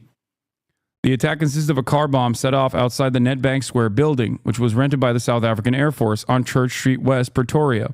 The target was supposedly South African Air Force headquarters, but as the bomb was said to go off at the height of rush hour, those killed and wounded included civilians. The bomb exploded 10 minutes earlier than planned, killing 2 of the perpetrators, Freddie Shangwe and Ezekiel Maseko, along with 17 other people. At least 20 ambulances took the dead and the wounded to the hospital. Now, does this change the dynamic of apartheid for you? This is objectively an atrocity. This is objectively a horrific act of violence.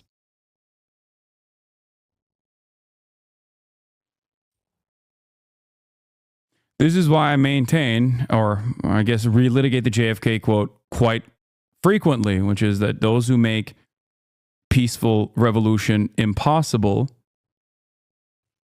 make violent retribution inevitable.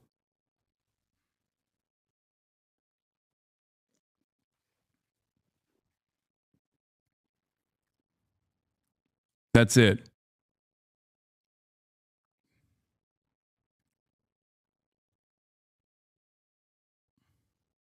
Do these people feel the same way about apartheid South Africa? They love Mandela as an awesome figure, but they never look into his opinions on Palestine or how he was declared a terrorist. When past is a past, then they become conscious for some reason. No, they don't know anything about the ANC. Because once militancy actually succeeds, okay, with oftentimes a multifaceted approach, because, you know, peaceful protest is also incredibly important in this time frame. And like taking legal action is also important, almost as important as like taking militant action as well. But once time has passed, we will successfully whitewash the leadership. Throughout this process, Nelson Mandela was imprisoned, okay? And on numerous occasions, the South African government went to him and said, "We will release you if you denounce violence and communism." That's what they kept saying. And time again, his answer was the same. "I will not." His first answer was, "No, how can you tell me you're negotiating with me when I'm, in chains? This is not a real negotiation. We are not equal partners here." The second time, he also still repeated, "No." That extended his prison sentence for decades.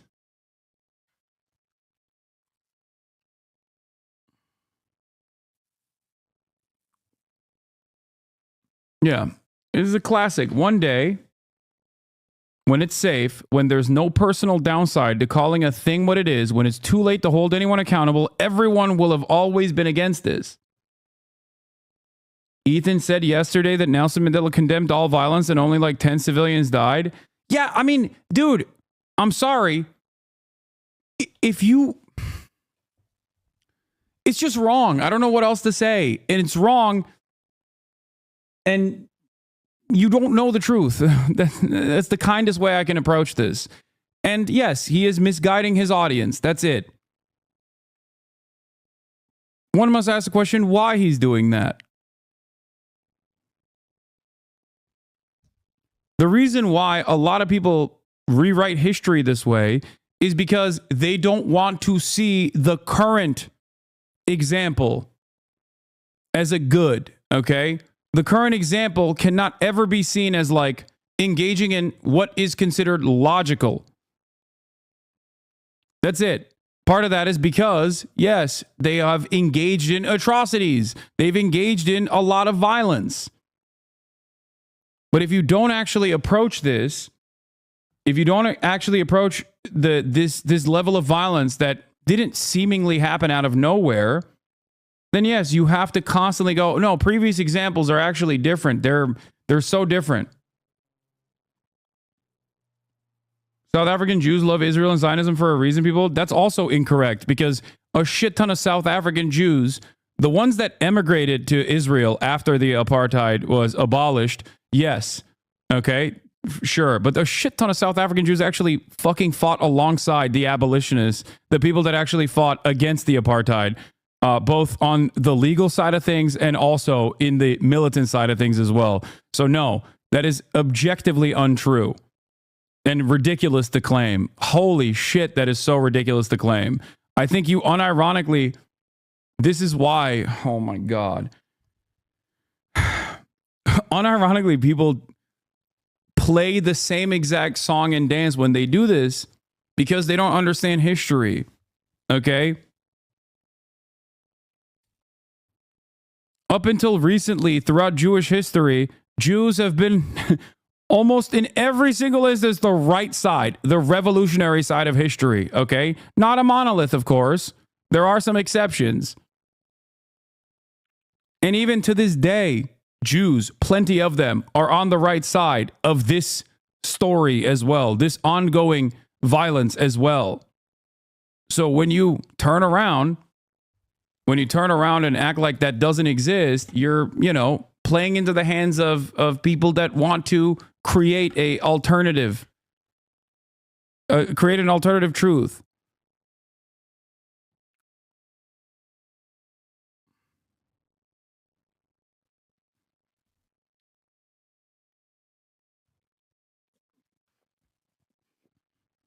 Ronnie Cass rules. South African politician, former guerrilla and military commander, served in a number of ministerial posts. He was a member of the National Executive Committee of the African National Congress from 1987 to 2007, as a member of the Central Committee of the South African Communist Party from December 1986 to 2007.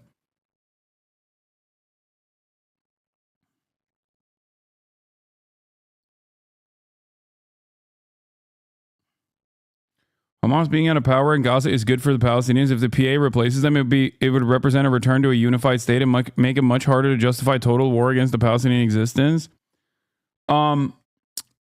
Yeah, I hate to break it to you, but I think your approach to the subject is a little misinformed. The Palestinian Authority is the second least popular entity in the region in the eyes of the Palestinians. Obviously, number one is Israel. And the reason for why it is unimaginably unpopular is because the Palestinian Authority is a part of the Israeli security apparatus. The PA is completely controlled by Israel. The PA actively kills Palestinians and actively will give Israel targets to attack. The Palestinian Authority, in the eyes of the Palestinian population, is simply a Palestinian face on Israeli violence. Okay?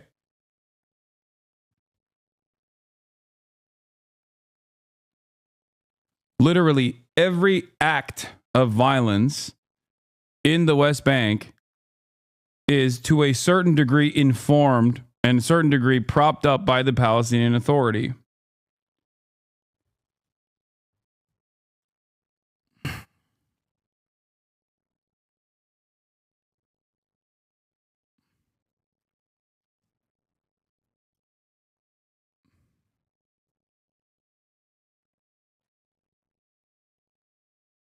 Anyway, are there any political groups in Gaza other than Hamas that could be better for the people and are supported by the people? Not necessarily, but it doesn't really matter because Israel treated the PLO in the same exact way, or the PFLP or the DFLP. Israel literally killed random PFLP and DFLP members that were in fucking Lebanon in their bombing campaigns. One must ask the question, why? It does not matter. The reason why Hamas is the only game in town is because Israel has killed everybody else. Okay? And in their bargain, they in their short-term thinking, they suspected that an Islamist fundamentalist group like Hamas will be perceived as bad guys unwilling to bend to the wishes of the Western world or unwilling to collaborate with any other Palestinian resistance group.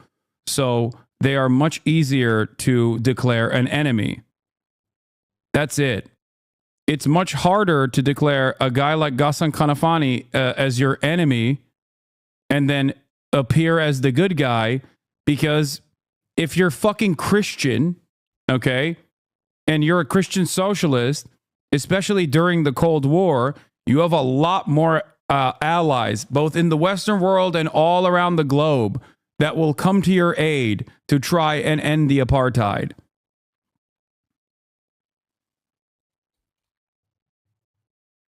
But then you are assassinated alongside your family members for the crime of never even raising a gun, but instead raising a pen.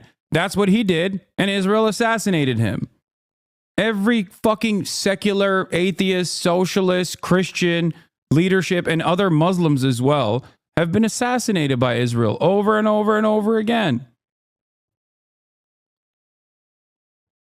This is how the Palestinian emancipatory movement has evolved and turned into what it is now, by force and by a shit ton of violence. Okay? This video is a bit new, but go to it and talks about the genocide from a Palestinian perspective. Another chatter recommended it. All right, I love I think this is a crazy good channel, Uncivilized. How to erase a people. They've done like crazy videos on like how the Palestinian, like how Hamas fights similar to the Viet Cong, and numerous other videos.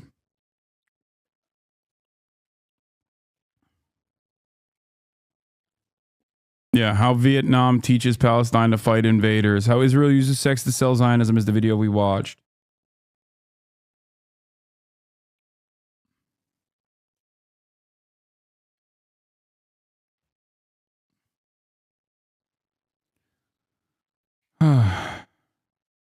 Okay. Let's finish this and then I'll watch that video. And the Israeli army withdraw, but it's going to come, there will be benchmarks and there will be arguments and there will be hurdles and hitches. Not a smooth process, but we're heading in the right direction. But if we put this in the context, we heard Witkoff talking about squaring the circle. There are some mutually exclusive issues here, right? Netanyahu says the fighting has... Genuinely asking, aren't you afraid of speaking in this manner about Israel with the current Trump administration in power, considering the fact that even Dems find your anti-Israel talking points offensive? I don't think Democrats find my anti-Israel talking points all that offensive. There are certain Democrats who do, but fuck them. I don't give a shit. It's the truth. I'm a firm and committed believer that you cannot undermine the truth, no matter how hard you try. Okay? It doesn't matter. What are they going to do? Throw me in jail? Okay. Fine. Did that change the reality? No, it didn't. You can do your very best to try to create a chilling effect. You can do your very best to try and stop people from recognizing the reality. But it doesn't matter.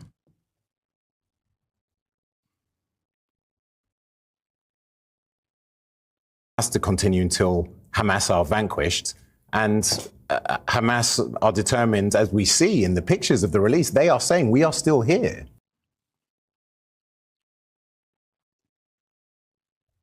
Let's say they actually commit to Project Esther, which is, seemingly something that they might do. Project 2025, they've already committed to. Maybe they commit to Project Esther as well. They've already created an anti-Semitism task force. And in that process, they send me to jail. Okay?